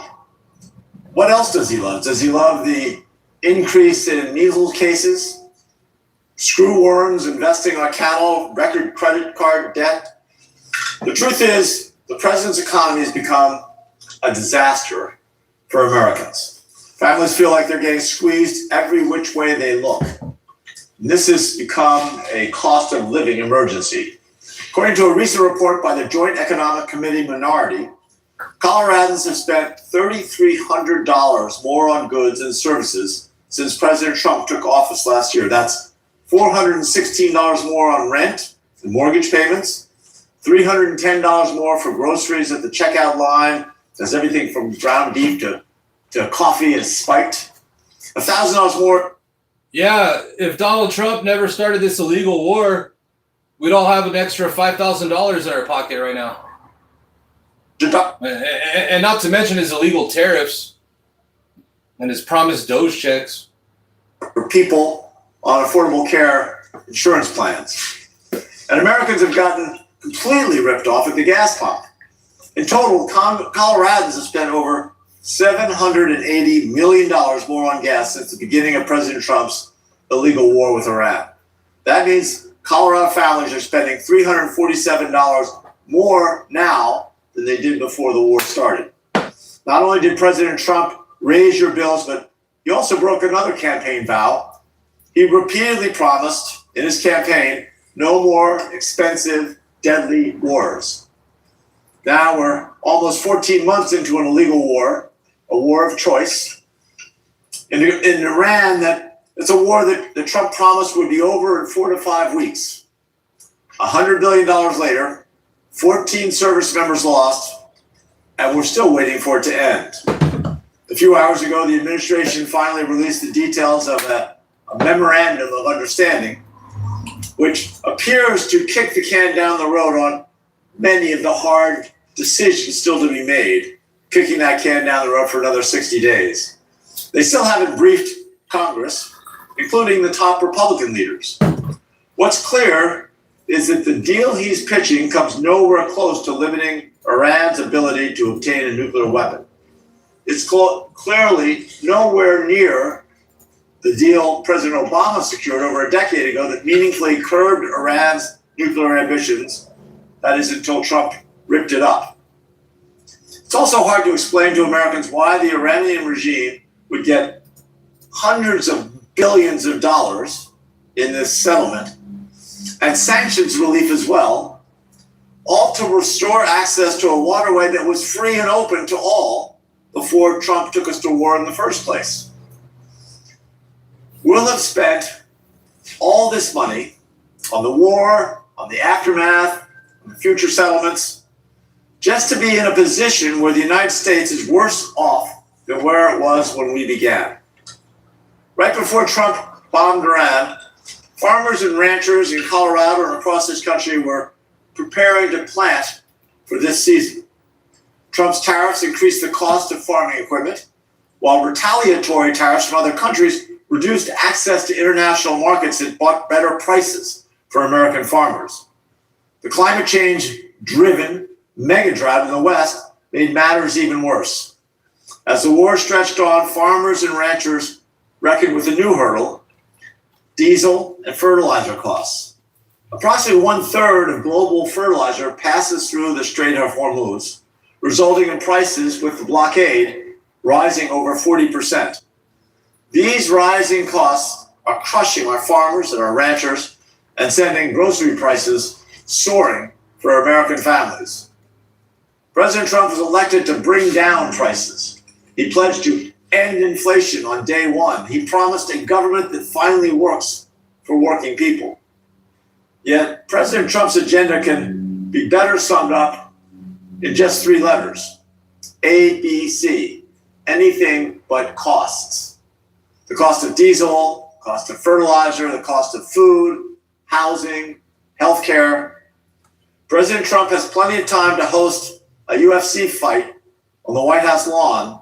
He's been laser focused on Oh yeah, what a disgrace Trump is, destroying the White House with his stupid little UFC fight. reflecting pool on the National Mall. Oh yeah, and then the reflecting pool, he spent all this money on it and he made it worse. I mean, he destroyed the East Wing. And he's been unrelenting in his desire for a Department of Justice slush fund for election criminals like Tina Peters and the January 6 rioters. But he's not doing much. Oh yeah, and then he's trying to pay off the January 6 insurrectionists. Help you, the tax. Trump isn't unrigging the system as he promised voters. He's re-rigging it for himself. He's re-rigging it for his pals and cronies.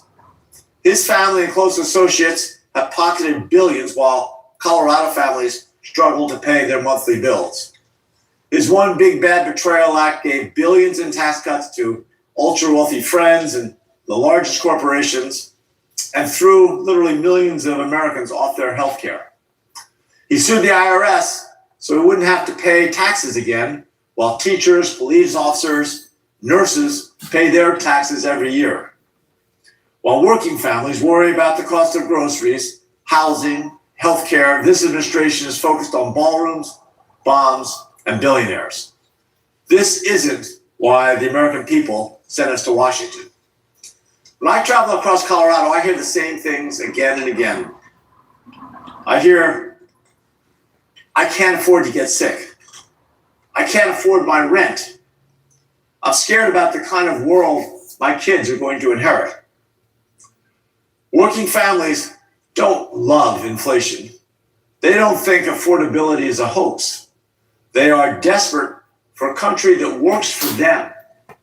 A country where Washington focuses on lowering costs and improving their lives, not giving record tax breaks to the Epstein class. A country where healthcare is a right and not a privilege. And a country where every family can afford to buy a home instead of getting outbid by Wall Street. So while the White House administration focuses on their anything but costs agenda, we're showing up every day to build a country that works better for you, better for your family, better for your neighbors. Thank you, Mr. President. I yield the floor. All right, so that dude came through with some facts. Let's go see what's up with this other Trump clip we got. Well, it's a great pleasure to be with my friend. All right, so this is from that same thing, the G7 summit. I haven't seen this yet, so I'm gonna play it. So this is titled President Trump takes questions on the Iran peace deal during meeting with the Egyptian president. All right, so here's Trump with the president of Egypt here. All right, I'm gonna hit the play button.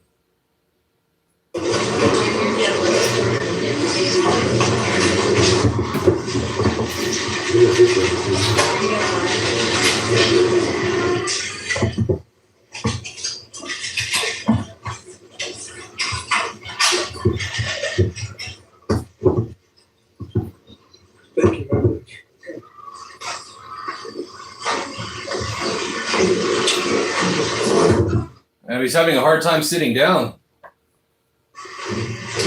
Well, it's a great pleasure to be with my friend, the president of Egypt. He's respected all over the world, including by me. And our relationship has been very strong, personally, for a long time. And we're working together. We're helping him with a little dam project that I think you were very unfairly treated, if you want to know that, in Ethiopia. But we'll discuss many things, including trade. And we do a lot of business with Egypt, and we'll be discussing that. We'll be discussing the Nile, because the Nile's getting a little emptier than it should be, and that's what we're here to. Hey, what's up, Amber Leslie? Good to hear from you. Well, right? A dam was built in Ethiopia, and it's causing tremendous problems for Egypt, and I'm very aware. I had that deal settled. And then we had a rigged election, and somebody came in and they didn't know too much about that deal. And we're not going to settle anything, but we'll get back into it and we'll see if we can settle it up. Okay? Would you have to say something? اسمعني فخامة الرئيس ان انا ابدا بكل التقدير والاحترام لشخصكم فخامة الرئيس وايضا رغم كل الجهود والجدول المسحوق جدا جدا على حفاظ الاستقبال. Please. Well, first of all, let me express my highest appreciation and respect of your proud person. And thank you very much for allowing this opportunity despite all of the hard work and the very busy schedule that you have, Mr. President. حابة كلامه بالتهنئة والتهنئة كبيرة جدا جدا على ما أنجزته فخامة الرئيس فيما يخص استعادة السلام في الشرق الأوسط والاستقرار. Well, let me start by expressing big congratulations for the breakthrough that you have achieved, Mr. President, of restoring peace to the Middle East. اسمح لي فخامة الرئيس إن بمجرد الإعلان عن هذا الاتفاق كان في تقدير كبير جدا لفخامة الرئيس. Oh yeah, it's been going good. Just over here, trying to stay cool. It's been hot over here in Los Angeles, but yeah, just gonna check out this Donald Trump meeting with Egypt, and then he has some other meeting. Both these meetings are just like 10, 15 minutes long, so I'm gonna watch these right here with YouTubeville, and then yeah, I'm gonna go walk Carlo the Husky around the neighborhood. لكن هذا التقدير زاد والإعجاب زاد في إدارة أزمة بمثل هذا المستوى ونحن مستنيين الإعلان عن هذا الاتفاق حتى يتم توجيه الشكر والتقدير علنا من خلال مؤسسة الرئاسة والدولة المصرية لشخصكم لهذا الاتفاق الذي أنجزتوه. Once the deal was announced, there has been great appreciation, but the admiration has increased in this marvelous management of such crisis at the highest level. Thank you. We're waiting for the deal to be declared as a final deal, so that we can react appropriately and state our positive views and perspective of that great deal from the presidency and on behalf of the Egyptian people. واسمح لي فخامة الرئيس أيضا إن إحنا أوجه كل التقدير والاحترام أيضا لشخصكم على العلاقات القوية وعلى الدعم اللي بتقدمه أمريكا لمصر. I'd like also to express highest appreciation and respect of your common person for the productive and excellent relations between Egypt and the United States and all the support that the United States is providing for Egypt. تفهمكم لمشكلة السد عند الأمر أسجل في احترامي وتقديري أيضا لكم فخامة الرئيس. For the record, again, Mr. President, I cannot overemphasize how much respect I have for you, for your understanding of the challenging issue of the dam to Egypt. مش عارف اللي أنا أقوله ده مناسب إني أقوله ولا لا، ولكن أثناء العشاء امبارح أنا وجدت فخامة الرئيس محاط بكل القادة والرؤساء عايزين يتحدثوا معاه لدرجة إن هو يمكن ما كانش عنده لحظة لتناول العشاء. I don't know if I'm going to say is appropriate or not, but I observed during the dinner of last night that you were surrounded, Mr. President, by all world leaders. They didn't leave you a moment to enjoy your dinner. There was a lot of surround. Oh, we had a great time, but it was a lot. It was a lot of work last night. You saw that. Yes. Thank you, Mr. President. Thank you very much. It's a great honor. It's really fantastic. So I'll be doing a news conference at about 4 o'clock today. Before we leave, we're going to Paris. And then we'll be going home tonight, I guess, if you really figure it. So we'll be heading to Paris, where we have a big dinner meeting with a lot of the same people. And then we're going home. And it's been a very successful trip. A lot of things have happened that have been very good. We'll be discussing a little bit about the deal with Iran at the 4 o'clock news conference. It's a great deal for a lot of reasons. But number one, by far, 99.9% is that they will never have a nuclear weapon. And you can't give Iran a nuclear weapon. And they will never have a nuclear weapon. So that's very, very strong. It's a very strong deal. Nobody knows what it is, but it's very strong. And most people seem to be very happy. Who's really happy is the market. He's just speaking a bunch of nonsense. It's very strong. Nobody knows what it is. Some people are happy. Because the market's gone up thousands of points over the last 4 or 5 days since hearing about it. And the Strait is going to be opening. It's already partially opened. It's going to be opening up soon in full over the next day or two. And the market has gone wild, and oil has come tumbling down. Oil is at $73 to $74, and it's getting to very close to where it was before the crisis. The difference. Yeah, before you started your illegal war, gas was like $3 a gallon over here in Los Angeles. So let's see if it comes back down to that. Iran without a nuclear weapon. So we'll see how that all plays out. I think people are going to be very happy. But there's nothing so smart as the market. And the market loves it beyond anything that I've actually seen. Again, the stock market has gone through the roof and oil has come tumbling down. I guess it's in the low 70s now. That's right. That's amazing. So that's what speaks louder than words. The alternative would be a worldwide depression. You know, the stupid people want to have a worldwide depression, and they're stupid people. So you can only go so. Nah, buddy, you're the stupid person that's causing a worldwide depression, pal, with your tariffs and all your illegal war and all your looting of the American tax-paying money. You drive somebody into the ground and a lot of bad things happen. Number one, the Strait would never open because they don't like floating billion-dollar ships up and down a strait when there are rockets flying over them and mines all over the place. So the Strait would never be open. It wouldn't be open for a long time.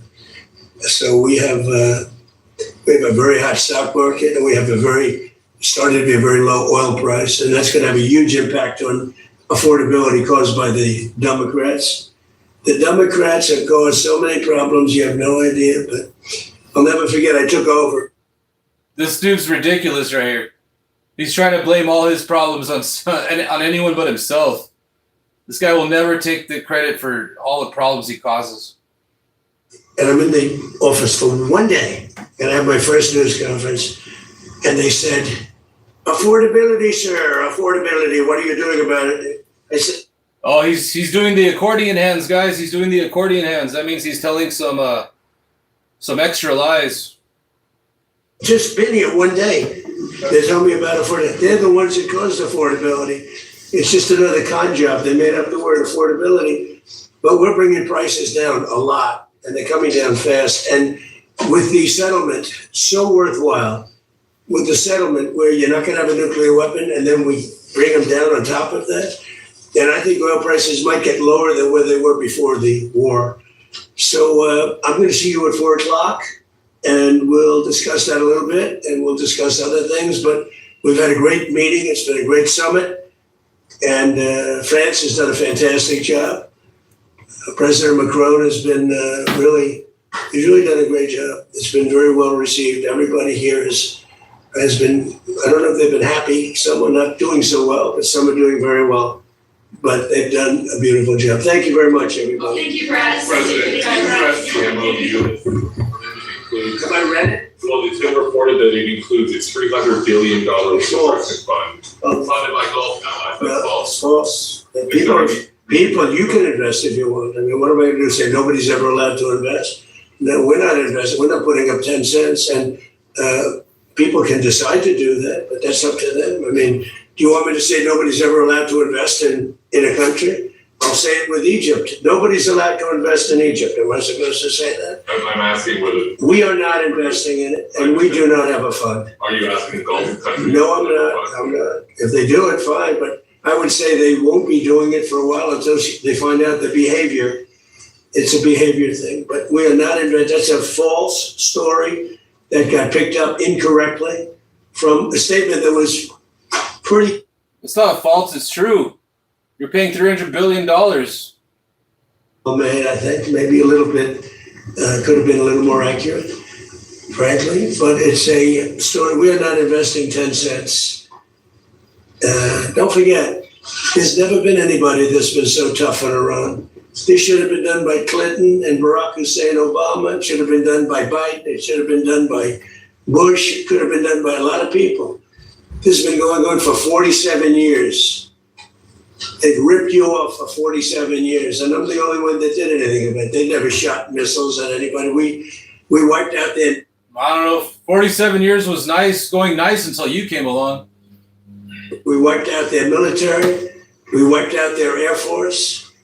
They have no anti-aircraft. They have no radar. You know, the reason oil stayed low is because we were taking ships out every night that you didn't even know about. 2 days ago, 3 days ago, a month ago, we took out 22 ships. We averaged from 15 to 25 ships a night. Nobody knew that. Our Navy did a great job. Nobody knew.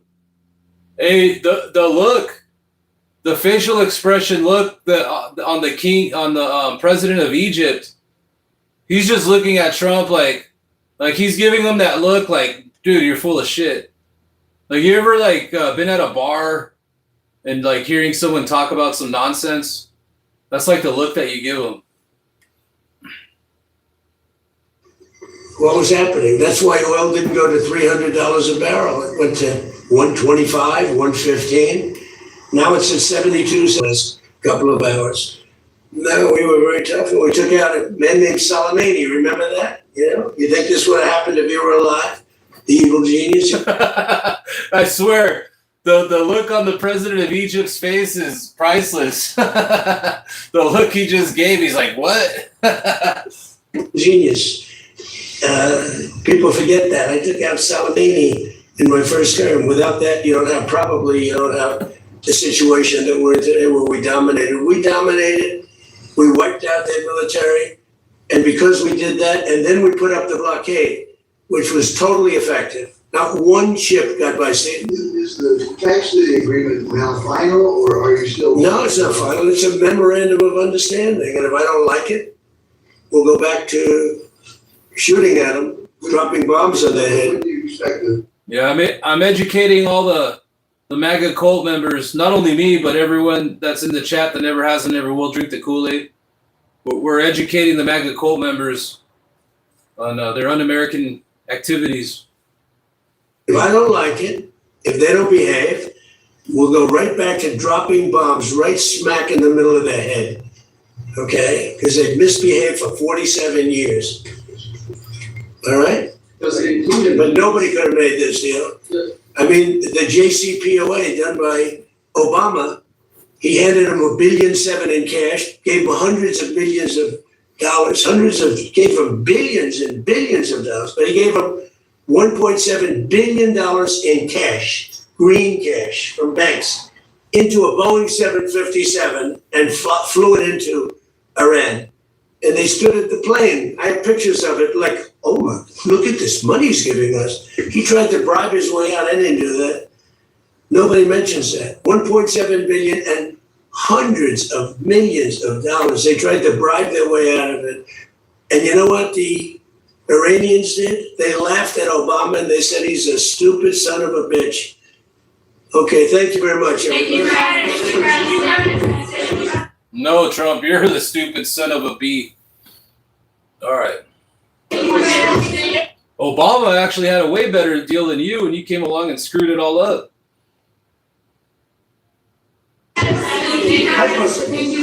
All right, so that was his meeting with the president of Egypt right there. Let's go check out this other meeting he had. Let's see if I can find it here.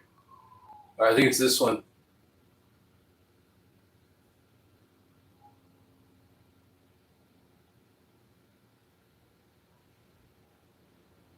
Is it this one?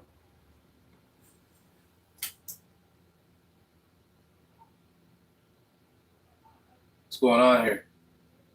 Let me see if I can find it. This one's what the hell, why isn't this shit playing? Oh, there it is. Oh no, that's not it. Which one is it? Is it this one?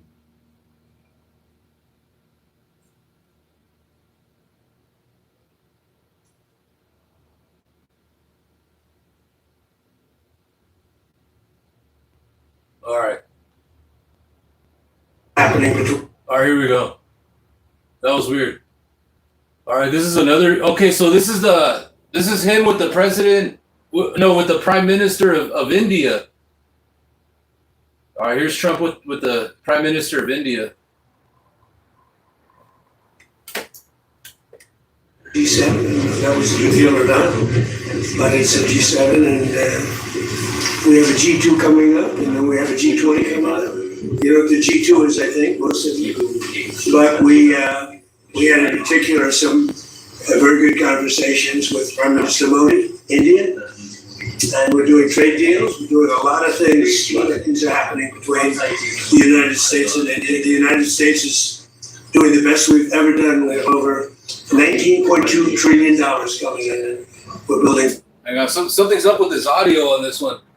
Let's see if I can find a better version of this. We're building everything, and Prime Minister's building a lot in the United States. He's spending a lot of money in the United States, and we appreciate that job. But I just want to say he's been my friend for a long time now, and we've always had a great relationship, and it's great to be with you. Thank you very much. Great to be with you. Oh wait, never mind. I think the voice that we hear in the background's like the India guy's translator. राष्ट्रपति जी आपसे मिलकर के बहुत खुशी हो रही है और पिछले वर्ष हम वाशिंगटन में मिले थे उसके बाद हमारे संबंधों में नई गति आई है नई ऊर्जा आई है और कई विषयों में हम बहुत मिल करके आगे चल रहे हैं Mr. President, it's a pleasure to meet you here in India. We had an extremely productive meeting in Washington last year, and since then we have given new speed in new energy to our relations, and we are working together on a number of areas. और हमारे लिए खुशी की बात है कि हमारी दोनों टीमें भी मिलजुल करके हमने जो टारगेट तय किए उसको पूरा करने के लिए भरपूर प्रयास कर रहे हैं और हम बहुत तेजी से आगे बढ़ रहे हैं. And we're also happy that our teams have also been working in close coordination and engagement, and they've been working towards achievement of the targets that we had set for ourselves last year. Excellency, Paschim Asia में शांति के जो प्रयास प्रगति हुई है, इसके लिए मैं आपका अभिनंदन करता हूँ. Mr. President, I commend you for your leadership on the progress that has been made in the efforts to restore peace in West Asia. आपके इन प्रयासों के कारण पश्चिम एशिया में शांति की एक नई किरण नजर आ रही है और हम आशा करते हैं कि चिरस्थायी शांति बनेगी. Thanks to your efforts, Mr. President, new hope for peace and stability in the region has been rekindled, and I'm confident that this will lead to a long-standing peace in the region. Excellency, आप और हम सभी इस बात से सहमत हैं कि हॉर्मुज़ का खुला रहना एक वैश्विक अर्थव्यवस्था के लिए बहुत ही अनिवार्य है. Mr. President, you and I agree that keeping the Strait of Hormuz open is vital for the global economy. Excellency, हम हमेशा कहते रहे हैं कि freedom of navigation सुनिश्चित होना चाहिए और इस पर हम सब ने मिलकर के बल देना चाहिए. India has consistently emphasized the importance of ensuring freedom of navigation, and we should work together and place a particular emphasis on that.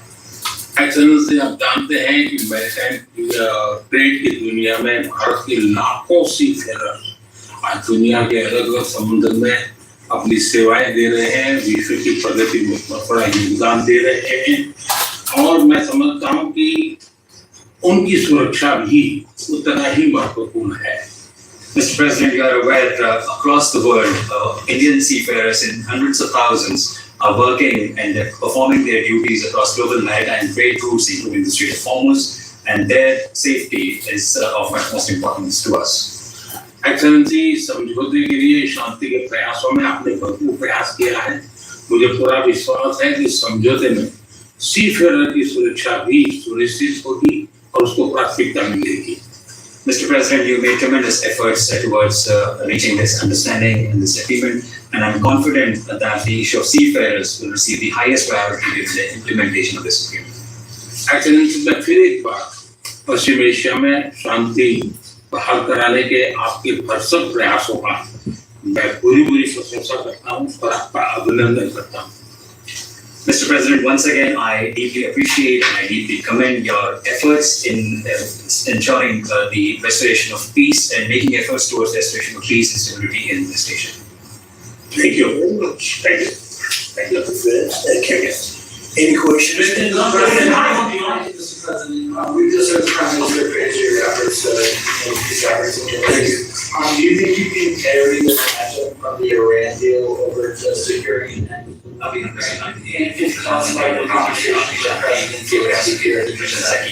I had very good talks with President Zelensky and with President Putin, and we'd like to see that one end. We ended 8 wars, and I seen various clips from this G7 summit where Trump was ignoring Zelensky. to be honest with you, I thought this would have been one of the easier ones, but they're not liking each other too much, and it makes it much more difficult. But we're working. I had 2 good conversations with President Zelensky and with President Putin.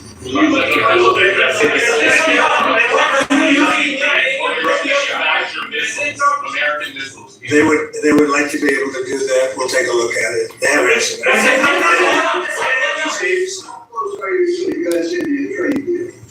very close. He's been there for a little while. He's a very tough negotiator. One of the toughest, actually. So you look at this man. I'll give you a lesson. He's the most beautiful looking man. He looks so nice. He's like an angel. But actually, he's as tough as he's a killer. I don't want to. He's a killer. He's as tough as they come. But he looks so good. So he gets you by surprise. And there's few people like this. People say he's such a nice man. I said he's very tough. He's a tough trader. And he loves the Indian people, but he also loves the USA. We had Howdy Modi in Houston, remember? And the stadium was full. Right. That was great. And we'll be going to India sometime in the future. When you go to India and how do you see Quad as well? This is a routine that was started under your first term. This is a routine that all the 4 countries are looking forward to. Well, we had a great visit last time in India. We opened up that new stadium, and I think there were 300,000-400,000 people. It seated like about 150,000, and there were 250,000 outside, and there were 100,000 on the grass. That was, I don't know if that record's ever been broken, but I had a great time in India. Do you expect India to play any role in West Asia? Do you expect India to play any role in West Asia? Yeah, I do. I think India plays a big role in everything. As long as he's the leader, India's going to play a big role. And India has a great friend in the United States, in Washington, D.C., in the White House, till the time you are president. But some of your decisions recently caused trouble, concern in India. How would you like to assure people of India? Well, I said, as long as I'm president, we have a great, they have a great friend in the White House. I don't know where there might have been trouble. I don't think so. I can tell you, everyone here, they love India. They have tremendous respect for this man.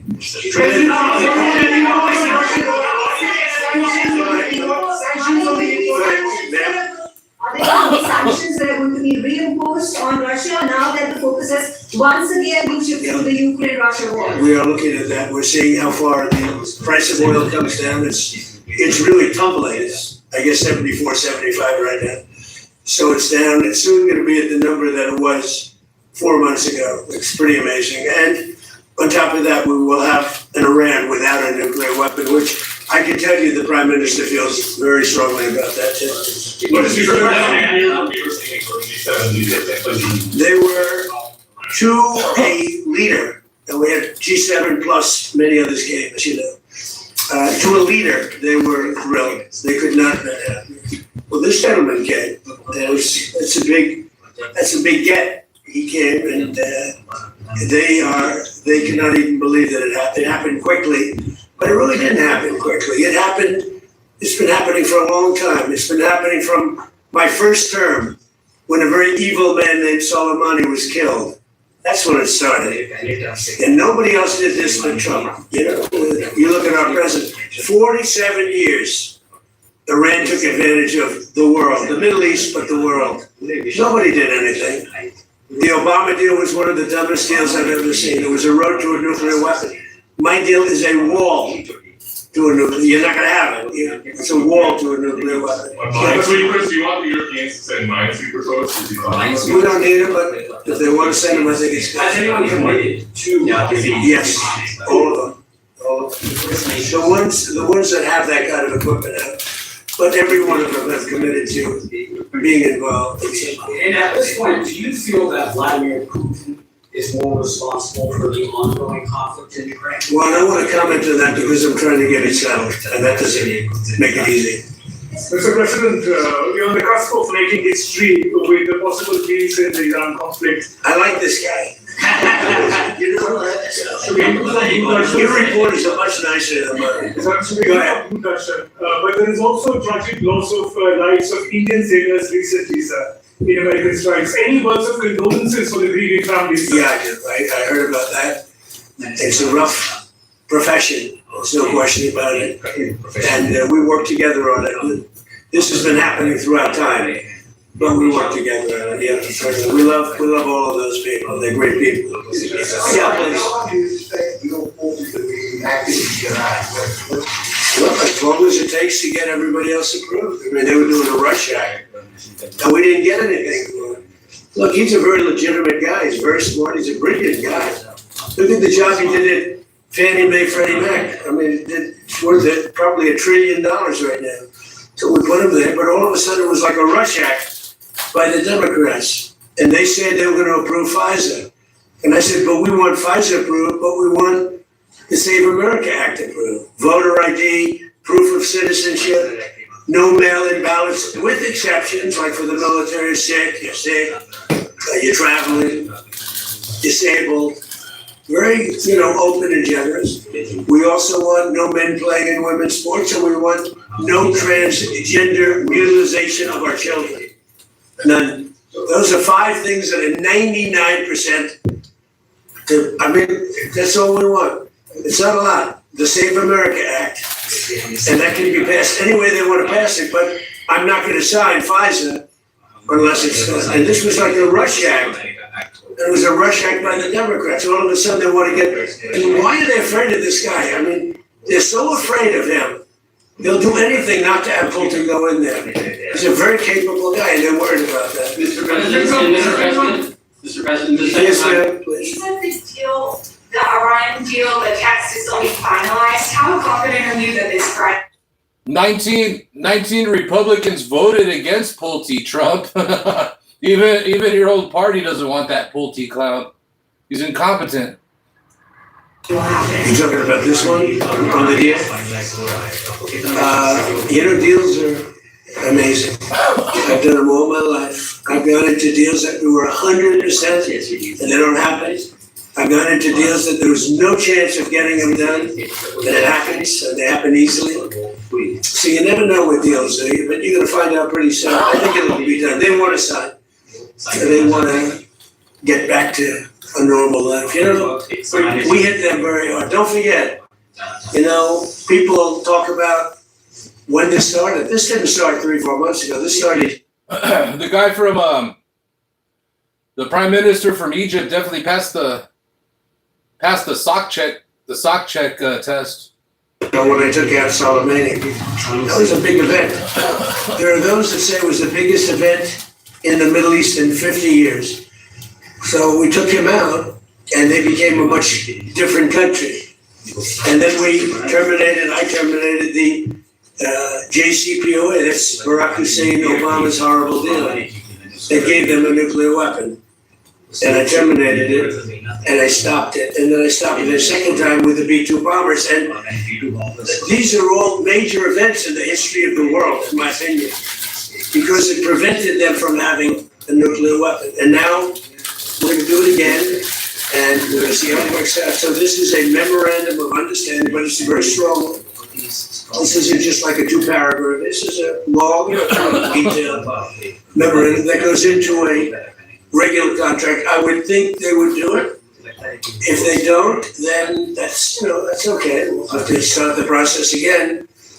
And we don't lose. We have the greatest military in the world. We have the greatest blockade. The naval blockade was 100% effective. And again, they have no navy. They have no air force. All bombed out. I don't want to say the leaders, but first level of leader, gone. Second level of leaders, gone. Some of the third level of leaders, gone. And they want to make a deal. They are so ready to make a deal. You know what? The defense relationship between India and the United States, sorry, I'm speaking at what? That's okay. Can you speak to the defense relationship between India and the United States? I think it's a great relationship. I can tell you this, without having a contract, we don't have a contract, that's the right contract. But if they were attacked, we would be there to help them. And how are they How is that? Is that a good segment? Okay, come on. If anybody attacks that big, we're gonna be there. Now, if there's a new leader, I'm not sure about it. If there's a new leader, I don't know about that. But if they're attacked and he's the leader, we're gonna be there to help. And we have, and I will say this, and everybody says it. I had a great meeting 3 weeks ago with President Xi of China. We have the strongest military in the world by far. And I built it in my first term, and we're using it in my second term. And they gave some of it. This guy's out of his mind. He's like, wants to be some kind of like a warlord or something. Afghanistan, as you know, and they spent a lot on Ukraine, $350 billion. We have the most powerful military in the world. You saw that with Venezuela, which was 48 minutes. And now our relationship with Venezuela is great. Quiet, piggy. You're nothing but a draft dodger. We paid for the cost of the war 40 times, taking millions of barrels out. Venezuela's benefiting, we're benefiting. Venezuela's benefiting. And then we go to Iran, and really in the first week, militarily, we defeated Iran. Nobody thought that could be done. Yeah, please. You want Israel to halt its military campaign? I want Israel to be able to protect himself, but I do want them to use good judgment.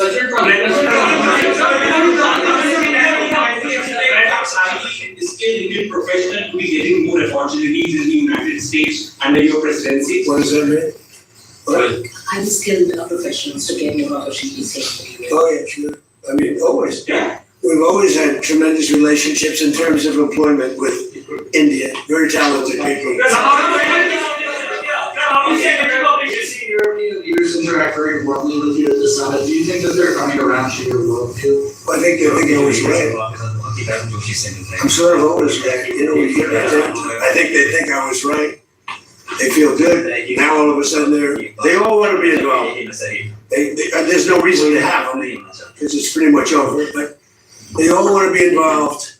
He'd be involved if I wanted, but we don't want to waste his time with people. No, the European leaders, the meeting we had today was just the leaders. I don't even say the European, the leaders that we had met with, in addition to the 7, quite a few come in. They all were willing to get involved. Thank you. We had a great meeting on AI. We had all the top people tremendous numbers of plans for AI. We're building the biggest in the world. We're number one in AI by a lot, and it was a very productive. He was here. Going fine. I think it's going Energy Corporation, India is diversifying, buying more energy from across the world, including United States. I was answerable from beyond. How do you see India buying energy from you? India can do anything they want with us. We have the best relationship. We cannot be closer than we are. Would you say that? I don't think we could be any closer. Both him and I and our nations, but it really starts with the two of us. We cannot be closer. Thank you very much. All right, so that's Trump with the Prime Minister of India. But anyways, guys, it's been stimulating, but I got to get my step on, walk my dog. Thanks for everyone that voted. Appreciate everyone that hung out and shared their opinions. Let's see here, out of 835 votes, the American people have spoken. 70% of the people that voted say that Donald Trump is a complete and utter failure. So that's some good news, guys. That means the midterms, it's going to be a wipeout. Take back the House and the Senate. But anyways, hope you guys all have a good rest of your Wednesday. Thanks for everyone that hung out. Hey, later, Tyson. Thanks. Let's see here. But yeah, shout out to everyone that never has and never will drink the Kool-Aid. Pat yourselves on the backs. And then for all you MAGA cult members, keep drinking that Kool-Aid. Thanks for the laughs. All right, catch you guys all later.